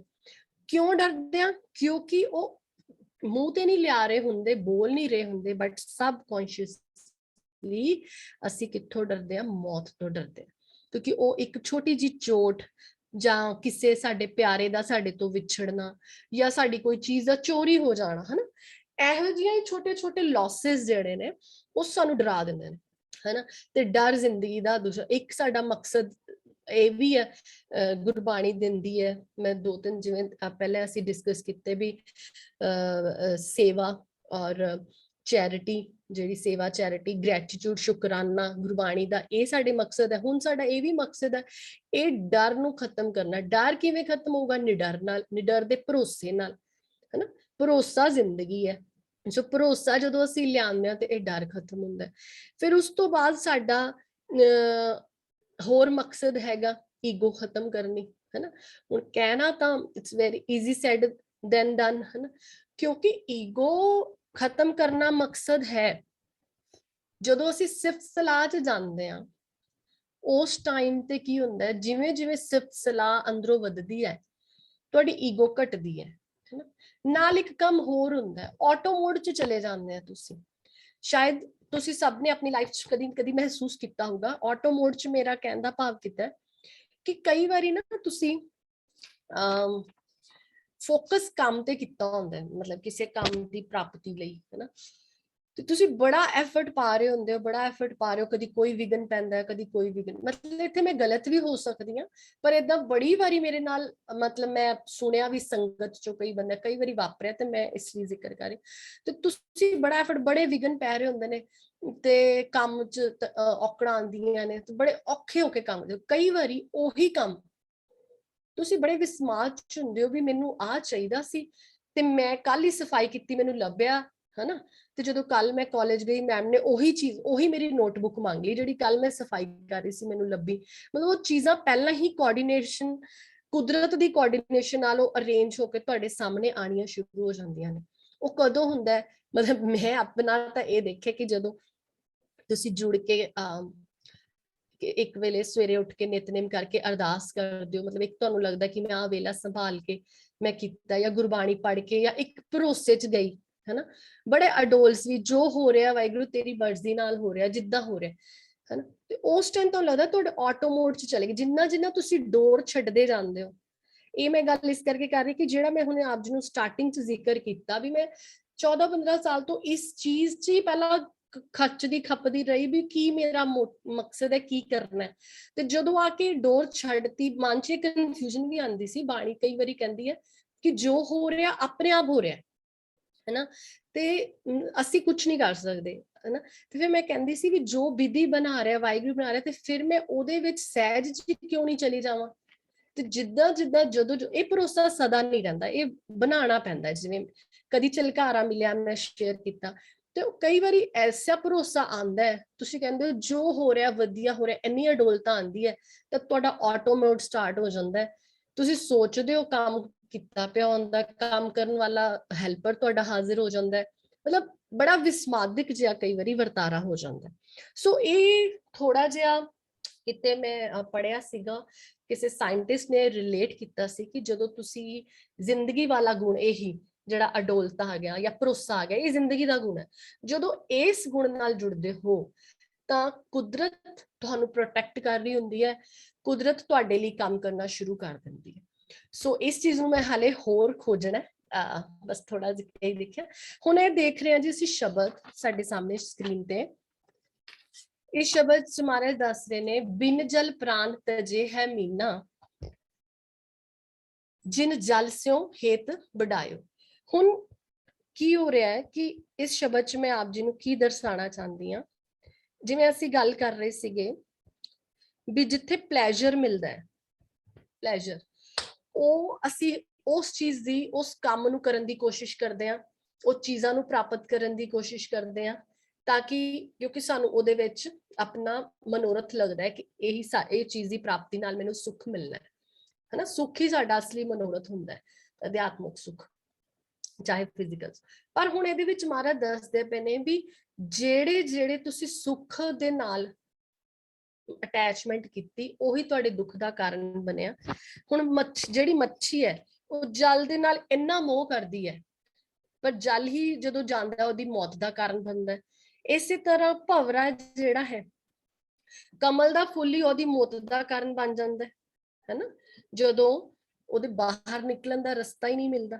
ਉਹਨੂੰ ਕਹਿੰਦਾ ਵੀ ਮੈਂ ਨਾ, ਮਹਾਰਾਜ ਰਹਾਉ ਵਾਲੀ ਪੰਕਤੀ ਕਹਿੰਦੇ, ਅਬ ਮਨ ਇੱਕ ਸਿਓ ਮੋਹ ਕੀਨਾ, ਮਰੈ ਨਾ ਜਾਵੇ ਸਦ ਹੀ ਸੰਗੇ, ਸਤਿਗੁਰ ਸ਼ਬਦੀ ਚੀਨਾ। ਸੋ ਜਿਹੜਾ ਪਲੇਜ਼ਰ ਹੈ, ਜਿਹੜਾ ਮੁਕਤੀ ਹੈ, ਜਾਂ ਜਿਹੜਾ ਸਾਡਾ ਮਨੋਰਥ ਹੈ, ਮੈਂ ਇਹੀ ਕਹਾਂਗੀ ਕਿਉਂਕਿ ਸਰਵਾਈਵਲ ਹੀ ਉਹਦੇ ਵਿੱਚ ਹੈ, ਉਹ ਹੈਗਾ ਇੱਕ ਸਿਓ ਮੋਹ ਕੀਨਾ, ਇੱਕ ਸਿਓ ਚਿਤ ਲਾਏ। ਕਿਉਂਕਿ ਇਹਦੇ ਵਿੱਚ ਹੋਰ ਵੀ ਅੱਗੇ ਮਹਾਰਾਜ ਨੇ ਕਿਹਾ ਵੀ ਜਿਹੜਾ ਹਾਥੀ ਹੈ ਉਹ ਕਿਸ ਤਰ੍ਹਾਂ ਆਪਣੇ ਪਲੇਜ਼ਰ ਨਾਲ ਫਸ ਜਾਂਦਾ ਹੈ, ਹਨਾ। ਕੁਰੰਕ ਹੈ, ਉਹ ਕਿਸ ਤਰ੍ਹਾਂ ਆਪਣੀ ਮਿੱਠੀ ਆਵਾਜ਼ ਦੇ ਸੁਣਦਾ ਸੁਣਦਾ ਕੱਟਿਆ ਜਾਂਦਾ ਹੈ, ਹਨਾ। ਤੇ ਇਸੇ ਤਰ੍ਹਾਂ ਅਸੀਂ ਜਿਹੜੇ ਇਨਸਾਨ, ਆਪਣੇ ਕੁਟੁੰਬ ਪਰਿਵਾਰ, ਇਹਨਾਂ ਦੇ ਮੋਹ ਦੇ ਵਿੱਚ ਅਸੀਂ ਕਿਸ ਤਰ੍ਹਾਂ ਅਸੀਂ ਕਿਸ ਤਰ੍ਹਾਂ ਖਚਿਤ ਹੋ ਜਾਂਦੇ ਆ ਤੇ ਪੇਨ ਆਉਂਦੀ ਆ। ਹੁਣ ਇਸ ਸ਼ਬਦ ਦਾ ਭਾਵ ਇਹੀ ਦਰਸਾਉਣਾ ਸੀਗਾ ਕਿ ਅਸੀਂ ਜਦੋਂ ਭਟਕਦੇ ਹਾਂ, ਸਾਨੂੰ ਇਹ ਤਾਂ ਪਤਾ ਹੈ ਮਾਈਂਡ ਨੂੰ ਕਿ ਜਿਹੜਾ ਪਲੇਜ਼ਰ ਹੈ ਉਹ ਸਾਡਾ ਮਨੋਰਥ ਹੈ, ਪਲੇਜ਼ਰ ਦੀ ਪ੍ਰਾਪਤੀ, ਸੁੱਖ ਦੀ ਪ੍ਰਾਪਤੀ, ਪਰ ਉਹ ਪ੍ਰਾਪਤੀ ਜਦੋਂ ਸੈਲਫ ਔਰ ਰਸਾਂ 'ਚ ਚਲੀ ਜਾਂਦੀ ਹੈ, ਉਸ ਟਾਈਮ ਤੇ ਉਹ ਫਿਰ ਦੁੱਖ ਦਾ ਕਾਰਨ ਬਣ ਜਾਂਦੀ ਹੈ। ਇੱਥੇ ਸਾਨੂੰ ਸੁਚੇਤ ਰਹਿਣ ਦੀ ਲੋੜ ਹੈ, ਹੈਨਾ।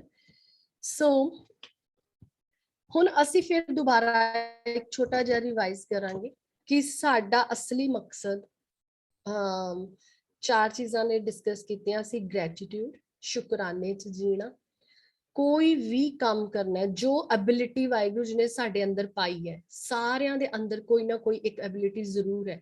ਜਾਂ ਮੈਂ ਏਦਾਂ ਕਹਿ ਲਾ ਵੀ ਅਸੀਂ ਸਾਰੇ ਇੱਕ ਫੁੱਲਾਂ ਵਾਂਗ ਹੈਗੇ ਆ, ਜਿਨ੍ਹਾਂ ਨੇ ਆਪਦੀ ਖੁਸ਼ਬੂ ਦੇਣੀ ਹੈ। ਕੋਈ ਤਾਂ ਸਿੰਗਿੰਗ ਕਰ ਰਿਹਾ ਹੈ ਲਤਾ ਵਾਂਗ, ਉਹ ਖੁਸ਼ਬੂ ਫੈਲਾ ਰਿਹਾ ਹੈ ਨਾ। ਤੇ ਕੋਈ ਸਾਡੀ ਮੰਨ ਲਓ ਉਹਦੇ ਵਿੱਚ ਫਾਈਟਰ ਦੇ ਗੁਣ ਨੇ, ਹਨਾ, ਉਹ ਆਰਮੀ 'ਚ ਜਾ ਕੇ ਸਾਨੂੰ ਪ੍ਰੋਟੈਕਟ ਕਰਕੇ ਉਹ ਸਾਨੂੰ ਸੁੱਖ ਦੇ ਰਿਹਾ।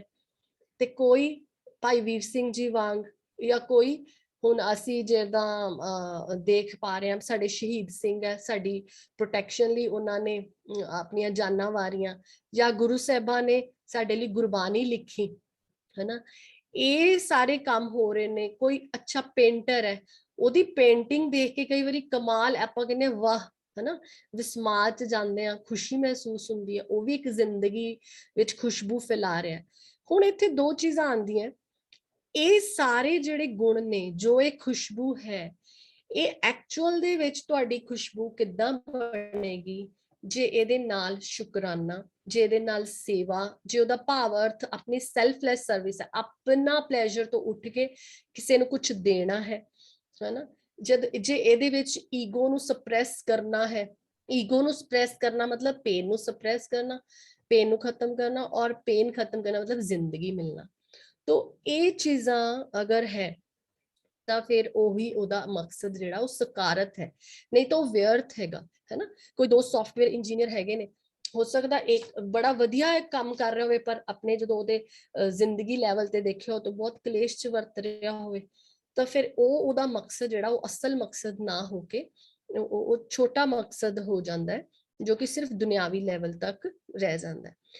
ਇੱਕ ਚੀਜ਼ ਹੋਰ ਆਉਂਦੀ ਹੈ, ਜੇ ਅਸੀਂ ਕੁਝ ਕੰਮ ਏਦਾਂ ਦੇ ਵੀ ਕਰਦੇ ਆ ਜਿਹੜੇ ਕਿ ਛੋਟੇ ਲੈਵਲ ਦੇ, ਹੁਣ ਅਸੀਂ ਵੱਡੇ ਗੱਲਾਂ ਕੀਤੀਆਂ, ਹਨਾ, ਛੋਟੇ ਲੈਵਲ ਦੇ ਕੰਮ, ਜਿਵੇਂ ਮੰਨ ਲਓ ਪਲਾਸਟਿਕ ਦਾ ਯੂਜ਼, ਸਾਨੂੰ ਪਤਾ ਲੱਗ ਗਿਆ ਕਿ ਇਹ ਜਿਹੜਾ ਪਲਾਸਟਿਕ ਵਰਤਣਾ ਹੈ, ਇਹ এনवायरमेंटली ਚੰਗਾ ਨਹੀਂ ਹੈ, ਹਨਾ। ਇਹ ਮੈਂ ਗੱਲ ਕਰ ਰਹੀ ਹਾਂ ਵੀ ਡੇਲੀ ਲੈਵਲ ਦੀ ਮੌਤ ਕਿੱਥੇ ਹੋ ਰਹੀ ਹੈ ਤੇ ਜ਼ਿੰਦਗੀ ਕਿੱਥੇ ਵਰਤ ਰਹੀ ਹੈ। ਇੱਕ ਬੰਦਾ ਹੈਗਾ, ਉਹ ਡੇਲੀ ਲਾਈਫ 'ਚ ਆਪਣੀਆਂ ਮੀਟਿੰਗਸ ਪੋਸਟਪੋਨ ਕਰੀ ਜਾ ਰਿਹਾ, ਹਨਾ, ਆਲਸ ਪਾਈ ਜਾ ਰਿਹਾ, ਠੀਕ ਹੈ। ਔਰ ਉਸ ਤੋਂ ਬਾਅਦ ਜਿਵੇਂ ਘਰੇ ਆਇਆ, ਕਮਰਾ ਗੰਦਾ ਪਿਆ। ਹੁਣ ਇਹ ਬੜੀ ਆਮ ਜੀ ਗੱਲ ਕਰ ਰਹੀ ਹੈ। ਇੱਕ ਬੰਦਾ ਆਂਦਾ ਆਪਣਾ ਕਮਰਾ ਸਾਫ਼ ਕਰਕੇ ਆਰਗੇਨਾਈਜ਼ ਕਰਕੇ ਰੱਖ ਰਿਹਾ, ਕੋਈ ਵੀ ਆਂਦਾ ਸਭ ਦਿਖ ਰਿਹਾ ਕਿ ਜ਼ਿੰਦਗੀ ਦਾ ਗੁਣ ਕੀ ਹੈ, ਆਰਗੇਨਾਈਜ਼ ਸਾਫ਼ ਸੁਥਰਾ। ਜਿਹੜਾ ਇਹ ਡਰਟੀ ਗੰਦ ਪਾ ਕੇ ਰੱਖਿਆ, ਇਹ ਤੁਹਾਡਾ ਇੱਕ ਨੌਨ ਸਰਵਾਈਵਲ ਗੁਣ ਆ ਗਿਆ, ਹਨਾ। ਇਸੇ ਤਰ੍ਹਾਂ ਹੁਣ ਜਦੋਂ ਅਸੀਂ ਪਲਾਸਟਿਕ ਦਾ ਯੂਜ਼ ਆਂਦਾ, ਹੁਣ ਉਹਦੇ ਨਾਲ ਕੀ ਹੈ, ਅਸੀਂ ਆਪਣੀ ਸਹੂਲਤ ਦੇਖ ਰਹੇ ਹਾਂ। ਇਹ ਇੱਕ ਐਗਜ਼ਾਮਪਲ ਹੋ ਸਕਦਾ ਸੀ, ਇਹ ਕੁਝ ਵੀ ਹੋ ਸਕਦਾ। ਪੋਲੀਸਟਰ ਕਲੋਥਸ ਪਾਉਂਦੇ ਆ ਅੱਜ ਕੱਲ, ਸਸਤੇ ਆਉਂਦੇ ਆ ਤੇ ਸੌਖੇ ਆ, ਜਿੰਨੇ ਮਰਜ਼ੀ ਤੁਸੀਂ ਬਦਲ ਲਓ, ਹਨਾ। ਬਟ ਉਹ ਕਲੋਥ ਜਿਹੜੇ ਨੇ, ਉਹ ਫੈਬਰਿਕ ਜਿਹੜਾ ਉਹ ਕਿੰਨਾ ਘਾਤਕ ਹੈਗਾ ਸਾਡੇ এনवायरमेंट ਲਈ ਵੀ, ਸਾਡੇ ਸਰੀਰ ਲਈ ਵੀ, ਉਹਦੀ ਅਸੀਂ ਪਰਵਾਹ ਨਹੀਂ ਕਰ ਰਹੇ, ਸਿਰਫ ਆਪਣੀ ਸਹੂਲਤ ਲਈ। ਇਹ ਵੀ ਇੱਕ ਪੇਨ, ਇਹ ਵੀ ਇੱਕ ਮੌਤ, ਨੌਨ ਸਰਵਾਈਵਲ ਐਟਰੀਬਿਊਟ ਹੈਗਾ। ਜਦੋਂ ਅਸੀਂ ਇਹ ਛੋਟੇ ਛੋਟੇ ਚੀਜ਼ਾਂ ਦੇ ਲਈ, ਰੋਸ਼ਨੀ ਕਿੱਥੋਂ ਆਊਗੀ? ਰੋਸ਼ਨੀ ਆਊਗੀ ਗੁਰੂ ਮਹਾਰਾਜ ਤੋਂ, ਗੁਰਬਾਣੀ ਤੋਂ। ਜਦੋਂ ਗੁਰਬਾਣੀ ਦੱਸ ਦੂਗੀ ਕਿ ਤੁਸੀਂ ਸੈਲਫਿਸ਼ ਨਹੀਂ ਹੋਣਾ, ਫਿਰ ਤੁਸੀਂ ਕਹੋਗੇ ਵੀ ਨਹੀਂ, ਪਲਾਸਟਿਕ ਵਰਤਣਾ ਨਹੀਂ ਮੈਂ, ਚਾਹੇ ਥੋੜਾ ਜਿਹਾ ਮੈਨੂੰ ਔਖਾ ਹੋਣਾ ਪਏ, ਠੀਕ ਹੈ। ਸੋ ਆ ਕੁਝ ਚੀਜ਼ਾਂ ਨੇ ਜਿਹੜੀਆਂ ਰੂਟੀਨ ਲੈਵਲ ਤੇ, ਹੁਣ ਮੈਂ ਹਰ ਚੀਜ਼ ਨਹੀਂ ਦੱਸ ਸਕਦੀ, ਪਰ ਅਸੀਂ ਆਪਣਾ ਐਟੀਟਿਊਡ ਬਦਲ ਸਕਦੇ ਹਾਂ।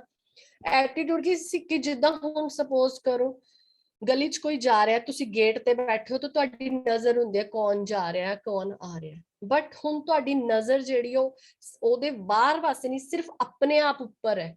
ਹਰ ਇੱਕ ਸਿਚੁਏਸ਼ਨ ਤੇ, ਹਰ ਇੱਕ ਕੰਮ ਤੇ ਤੁਸੀਂ ਕੀ ਕਰ ਰਹੇ ਹੋ, ਤੁਸੀਂ ਕਿਵੇਂ ਰਿਸਪੌਂਸ ਕਰ ਰਹੇ ਹੋ, ਕਿਵੇਂ ਰਿਐਕਟ ਕਰ ਰਹੇ ਹੋ, ਇਹ ਤੁਹਾਡੀ ਜ਼ਿੰਮੇਵਾਰੀ ਹੈ। ਉਹ ਰਿਸਪੌਂਸ ਤੇ ਰਿਐਕਸ਼ਨ ਹੀ ਡਿਸਾਈਡ ਕਰੇਗੀ ਕਿ ਤੁਸੀਂ ਆਪਣੇ ਮਨੋਰਥ ਵੱਲ ਜਾ ਰਹੇ ਹੋ ਜਾਂ ਮਨੋਰਥ ਤੋਂ ਪਰੇ ਜਾ ਰਹੇ ਹੋ। ਕਿਉਂਕਿ ਜਿੱਥੇ ਤੁਸੀਂ ਦੁਖੀ ਹੋ, ਜਿੱਥੇ ਕਲੇਸ਼ ਚ ਹੋ, ਜਿੱਥੇ ਬਿਮਾਰ ਹੋ, ਤੰਦਰੁਸਤ ਨਹੀਂ ਹੋ, ਕਿਉਂਕਿ ਜੇ ਗੁਰਬਾਣੀ ਕਹਿੰਦੀ ਹੈ ਵੀ ਤਨ ਮਨ ਸੀਤਲ ਹੋਏ, ਮੈਨੂੰ ਤਾਂ ਇਹ ਲੱਗਦਾ ਵੀ ਸਾਡੇ 'ਚ ਕੋਈ ਕਮੀ ਹੈ, ਅਸੀਂ ਉਹ ਫੀਲਿੰਗ, ਉਹ ਇਮੋਸ਼ਨ ਨਹੀਂ ਆਪਣੇ ਅੰਦਰ ਲਿਆ ਪਾ ਰਹੇ ਵੀ ਅਸੀਂ ਐਨ ਨਿਰੋਗੀ ਹੋਈਏ। ਕਿਉਂਕਿ ਜਿਸ ਹਿਸਾਬ ਨਾਲ ਗੁਰਬਾਣੀ ਆਸ਼ਵਾਸਨ ਦਿੰਦੀ ਹੈ, ਸਰਬ ਰੋਗ ਕਾ ਔਖਦ ਨਾਮ, ਉਸ ਹਿਸਾਬ ਨਾਲ ਤਾਂ ਅਸੀਂ ਅਗਰ ਸੱਚੀ ਉਸਨੂੰ ਫੋਲੋ ਕਰ ਰਹੇ ਹਾਂ, ਜ਼ਿੰਦਗੀ ਮੰਨ ਰਹੇ ਤਾਂ ਅਸੀਂ ਹਮੇਸ਼ਾ ਤੰਦਰੁਸਤ ਹੋਈਏ, ਹੈਨਾ, ਅਸੀਂ ਹਮੇਸ਼ਾ ਖੁਸ਼ ਹੋਈਏ। ਸੋ ਇੱਕ ਚੀਜ਼ ਇਹਦੇ ਨਾਲ ਹੀ ਮੈਂ ਹੋਰ ਦੱਸਣਾ ਚਾਹਾਂਗੀ ਕਿ ਜਿਹੜਾ ਸਾਡਾ ਸਰੀਰ ਹੈ, ਮਤਲਬ ਸਾਡਾ ਮਨ ਹੈ, ਸੌਰੀ, ਮਨ ਦੇ ਅੰਦਰ ਨਾ ਮੈਂ ਇਹਨੂੰ ਕਹਾਂਗੀ ਪੇਨ ਸਟੋਰੇਜ ਯੂਨਿਟ। ਵੈਸੇ ਹਰ ਚੀਜ਼ ਸਟੋਰ ਕਰਦਾ ਹੈ, ਪਰ ਇੱਕ ਪੇਨ ਸਟੋਰੇਜ ਯੂਨਿਟ ਵੀ ਹੈ ਨਾ।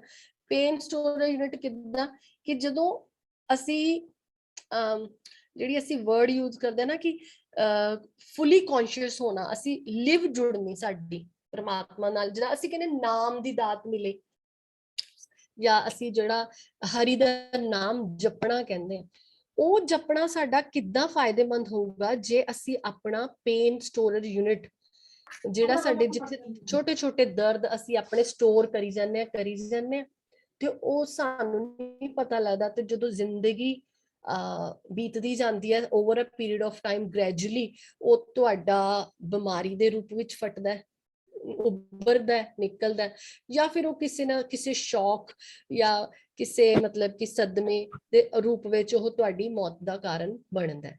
ਆਤਮਕ ਮੌਤ ਦੀ ਵੀ ਇਹਦੇ ਵਿੱਚ ਗੱਲ ਕੀਤੀ ਜਾ ਸਕਦੀ ਹੈ। ਫਿਜ਼ੀਕਲ ਮੌਤ ਤਾਂ ਚਲੋ ਤੁਹਾਡੀ ਜਿਹੜੀ ਹੈ ਉਹ ਗੁਰੂ ਮਹਾਰਾਜ ਦੇ ਹੁਕਮ ਅਨੁਸਾਰ ਜਿਹੜਾ ਇੱਕ ਲਾਈਫ ਦਾ ਹੈਗਾ ਉਹ ਉਹਦੇ ਅਕੋਰਡਿੰਗ ਹੁੰਦੀ ਹੈ। ਪਰ ਜਦੋਂ ਤੁਸੀਂ ਜਿਹੜਾ ਜਪਣਾ ਹੈ, ਜਪਣਾ ਜਾਂ ਅਸੀਂ ਜਿਹੜਾ ਮਹਾਰਾਜ ਦੇ ਲਿਵ ਜੁੜਨੀ ਹੈ, ਜਾਂ ਉਹਦੇ ਵਿੱਚ ਉਹ ਅਸੀਂ ਆਪਣੇ ਪੇਨ ਸਟੋਰੇਜ ਯੂਨਿਟ ਨੂੰ ਅਵੇਅਰ ਹੋ ਕੇ ਕਲੀਨ ਕਰਨਾ ਹੈ।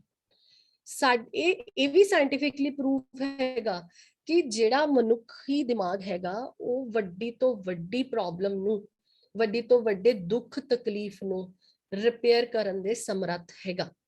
ਉਹ ਆਪਣੀ ਮੁਰੰਮਤ ਕਰ ਸਕਦਾ ਹੈ, ਪਰ ਉਹਦੀ ਕੰਡੀਸ਼ਨ ਕੀ ਹੈ, ਉਹਦੀ ਸ਼ਰਤ ਕੀ ਹੈ ਕਿ ਉਹ ਜਿਹੜਾ ਤੁਹਾਡਾ ਪੇਨ ਸਟੋਰੇਜ ਹੈ ਨਾ ਉਹ ਖਾਲੀ ਹੋਏ ਤੁਹਾਡਾ। ਤੇ ਉਹ ਖਾਲੀ ਕਿੱਦਾਂ ਹੋਊਗਾ? ਜਦੋਂ ਅਸੀਂ ਜੁੜਾਂਗੇ, ਹਨਾ, ਜਦੋਂ ਕੌਨਸ਼ੀਅਸ ਹੋਵਾਂਗੇ, ਹਨਾ, ਫੁੱਲੀ ਕੌਨਸ਼ੀਅਸ ਹੋਵਾਂਗੇ।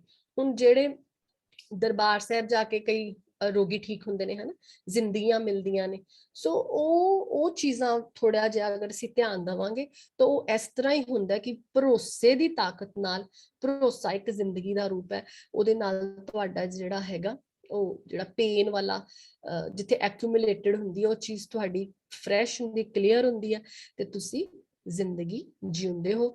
ਤੇ ਜ਼ਿੰਦਗੀ ਜਿਉਣਾ, ਫਿਰ ਮੈਂ ਕਹਾਂਗੀ ਆਤਮਿਕ ਤੌਰ ਤੇ ਤੰਦਰੁਸਤ ਤੇ ਜਿਉਣਾ ਹੀ ਇੱਕ ਦੀ ਨਿਸ਼ਾਨੀ ਹੈ, ਤੁਹਾਡਾ ਮਕਸਦ ਦੀ ਪੂਰਤੀ ਹੈ ਨਾ। ਸੋ ਇਹ ਸ਼ਬਦ ਅਸੀਂ ਪੜ੍ਹਨਾ ਚਾਹਾਂਗੀ ਮੈਂ। ਇਹਦੀ ਰਹਾਉ ਵਾਲੀ ਪੰਕਤੀ ਹੈ, ਮਨ ਮੇਰੇ ਕਰਤੇ ਨੂੰ ਸਲਾਹੇ, ਸਭੇ ਛੱਡ ਸਿਆਣਪਾਂ ਗੁਰ ਕੀ ਪੈਰੀ ਪਾਹੇ। ਸਭੇ ਗੱਲਾਂ ਵਿਸਰਨ ਇੱਕੋ ਵਿਸਰ ਨਾ ਜਾਓ, ਧੰਦਾ ਸਭ ਜਲਾਇ ਕੈ ਗੁਰਨਾਮ ਦਿਆ ਸਚ ਸੁਆਓ। ਆਸਾ ਸਭੇ ਲਾਹੇ ਕੈ ਇੱਕਾ ਆਸ ਕਮਾਓ, ਜਿਨੀ ਸਤਿਗੁਰ ਸੇਵਿਆ ਤਿਨ ਅੱਗੇ ਮਿਲਿਆ ਥਾ। ਦੁੱਖ ਭੁੱਖ ਨਹਿ ਵਿਆਪਈ, ਜੇ ਸੁਖ ਦਾਤਾ ਮਨ ਹੋਏ। ਕਿਤ ਹੀ ਕੰਮ ਨਾ ਛਿਜੀਐ, ਜਾਂ ਹਿਰਦੈ ਸੱਚਾ ਸੋਏ। ਜਿਸ ਤੂੰ ਰੱਖੈ ਹੱਥ ਦੇ, ਤਿਸ ਮਾਰ ਨਾ ਸਕੈ ਕੋਏ। ਸੁਖ ਦਾਤਾ ਗੁਰ ਸੇਵੀਐ, ਸਭ ਆਵਗਣ ਕੱਢੈ ਤੋਏ। ਹੁਣ ਇਹਦੇ ਵਿੱਚ ਸਾਡੇ ਮਨੋਰਥਾਂ ਦੇ ਨਾਲ ਸਾਰੀਆਂ ਗੱਲਾਂ ਜੁੜੀਆਂ। ਅਸੀਂ ਦੁੱਖ ਤੇ ਭੁੱਖ ਨੂੰ ਅਵੋਇਡ ਕਰਨਾ ਚਾਹੁੰਦੇ ਹਾਂ। ਅਸੀਂ ਚਾਹੁੰਦੇ ਹਾਂ ਸਾਡੇ ਮਤਲਬ ਅਸੀਂ ਤੰਦਰੁਸਤ 9/9 ਰਹੀਏ ਹਮੇਸ਼ਾ। ਮਰਨ ਦਾ ਡਰ ਜਿਹੜਾ ਹੈ ਉਹ ਸਾਨੂੰ ਤੰਗ ਕਰਦਾ ਹੈ, ਉਹਦੇ ਤੋਂ ਬਚਣਾ ਚਾਹੁੰਦੇ ਹਾਂ। ਤੇ ਅਵਗੁਣਾਂ ਦਾ ਮਤਲਬ ਹੀ ਹੈ ਨੌਨ ਸਰਵਾਈਵਲ। ਗੁਣਾ ਦਾ ਮਤਲਬ ਹੈ ਸਰਵਾਈਵਲ। ਹੁਣ ਉਹ ਸੁਖਦਾਤਾ ਜਿਹਨੂੰ ਸੇਵਨਾ ਹੈ ਹਨਾ, ਉਹਨੇ ਸਾਡੇ ਅਵਗੁਣ ਹੀ ਕੱਢ ਕੇ ਧੋ ਦੇਣੇ, ਨੌਨ ਸਰਵਾਈਵਲ ਤੁਹਾਡੇ ਅੰਦਰੋਂ ਖਤਮ ਹੀ ਕਰ ਦੇਣਾ। ਤੇ ਫਿਰ ਕੀ ਹੈ ਤੁਹਾਡੇ ਜ਼ਿੰਦਗੀ ਦੇ ਮਕਸਦ, ਜਿਹੜੀ ਤੁਹਾਡੀ ਆਤਮਕ ਜਿਹੜੀ ਜੀਵਨ ਹੈ ਉਹ ਤਾਂ ਸਹਿਜ ਹੀ ਤੁਹਾਨੂੰ ਮਿਲਿਆ। ਫਿਰ ਸੇਵਾ ਮੰਗੈ ਸੇਵਕੋ, ਲਾਈਆਂ ਆਪਣੀ ਸੇਵ, ਸਾਧੂ ਸੰਗ ਮਸਖਤੇ ਤੁਠੈ ਪਾਵਾਂ ਦੇ। ਸਭ ਕੁਛ ਵਸਗਤ ਸਾਹਿਬ ਹੈ ਆਪੇ। ਹੁਣ ਇੱਥੇ ਈਗੋ ਵੀ ਤੁਹਾਡੀ ਸਬਸਾਈਡ ਹੋ ਰਹੀ ਹੈ ਵੀ ਮਹਾਰਾਜ ਦੇ ਵਸ ਹੈ ਸਾਰਾ ਕੁਝ। ਉਹ ਸਭ ਕੁਝ ਕਿੰਨਾ ਵੱਡਾ ਭਰੋਸਾ ਆ ਗਿਆ, ਇੰਨਾ ਭਰੋਸਾ ਆਇਆ ਤੁਹਾਨੂੰ ਕਿ ਅਡੋਲ ਹੋ ਗਏ ਤੁਸੀਂ, ਹਨਾ। ਅੰਦਰ ਇੱਕ ਅਡੋਲਤਾ ਵੀ ਇੱਕ ਜ਼ਿੰਦਗੀ ਦੀ ਨਿਸ਼ਾਨੀ ਹੈ। ਸਤਿਗੁਰ ਕੈ ਬਲਿਹਾਰਨੈ, ਮਨਸਾ ਸਭ ਪੁਰੇ। ਹੁਣ ਮਹਾਰਾਜ ਇਹ ਵੀ ਭਰੋਸਾ ਆ ਗਿਆ, ਉਹ ਮਨਸਾ ਸਾਰੀਆਂ ਪੂਰੀਆਂ ਕਰਨ ਵਾਲਾ, ਤੇ ਪੂਰੀ ਹੁੰਦੀ ਵੀ ਹੈ, ਹਨਾ। ਹੁਣ ਇੱਕੋ ਦਿਸੈ ਸੱਜਣੋ, ਵਿੱਚ ਤੁਹਾਡੇ ਕੋਲ ਸਿਕਿਉਰਿਟੀ ਆ ਗਈ। है ना, सिक्योरिटी आ गई, इको भाई मीत रिश्ते आ गए, बिलोंगिंगनेस, प्यार, है ना, इकसै दी समग्री इकसै दी है रीत, इक स्यो मन मान्या ता होआ नहचल चीत। हुण इत्थे आके साडे कोल आई अडोलता, है ना, सच खाना सच पहनना, टेक नानक सच कीत। सो ਮੈਨੂੰ ਤਾਂ ਇਸ ਸ਼ਬਦ ਦੇ ਵਿੱਚ ਇੰਜ ਲੱਗਿਆ ਵੀ ਜਦੋਂ ਅਸੀਂ ਸਿਫਤ ਸਲਾਹ ਕਰਦੇ ਹਾਂ, ਸਾਰੀਆਂ ਸਿਆਣਪਾਂ ਛੱਡ ਕੇ ਗੁਰੂ ਮਹਾਰਾਜ ਦੀ ਚਰਨੀ ਲੱਗਦੇ ਹਾਂ, ਜੋ ਗੁਰਬਾਣੀ ਦੇ ਵਿੱਚ ਦੱਸਿਆ ਗਿਆ ਉਹ ਮੰਨਦੇ ਆ, ਤਾਂ ਸਾਡੇ ਸਾਰੇ ਮਨੋਰਥ ਜਿਹੜੇ ਆ ਉਹ ਸਹਿਜੇ ਹੀ ਪੂਰੇ ਹੋ ਜਾਂਦੇ ਆ। ਸੋ ਇਸ ਦੇ ਨਾਲ ਹੀ ਮੇਰੇ ਟੌਪਿਕ ਦੀ ਸਮਾਪਤੀ ਹੈ ਜੀ। ਕੋਈ ਗਲਤੀ ਹੋ ਗਈ ਹੋਏ ਤਾਂ ਖਿਮਾ ਕਰਨੀ, ਜਿੰਨੀ ਕਿ ਸੋਚ ਕੰਮ ਕੀਤੀ ਉਸ ਹਿਸਾਬ ਨਾਲ ਮੈਂ ਤਿਆਰੀ ਕੀਤੀ। ਬਾਕੀ ਹੋਰ ਅਸੀਸ ਬਖਸ਼ੋ ਜੀ, ਅੱਗੋਂ ਤੋਂ ਵਧੀਆ ਕਰ ਸਕੀਏ। ਵਾਹਿਗੁਰੂ ਜੀ ਕਾ ਖਾਲਸਾ।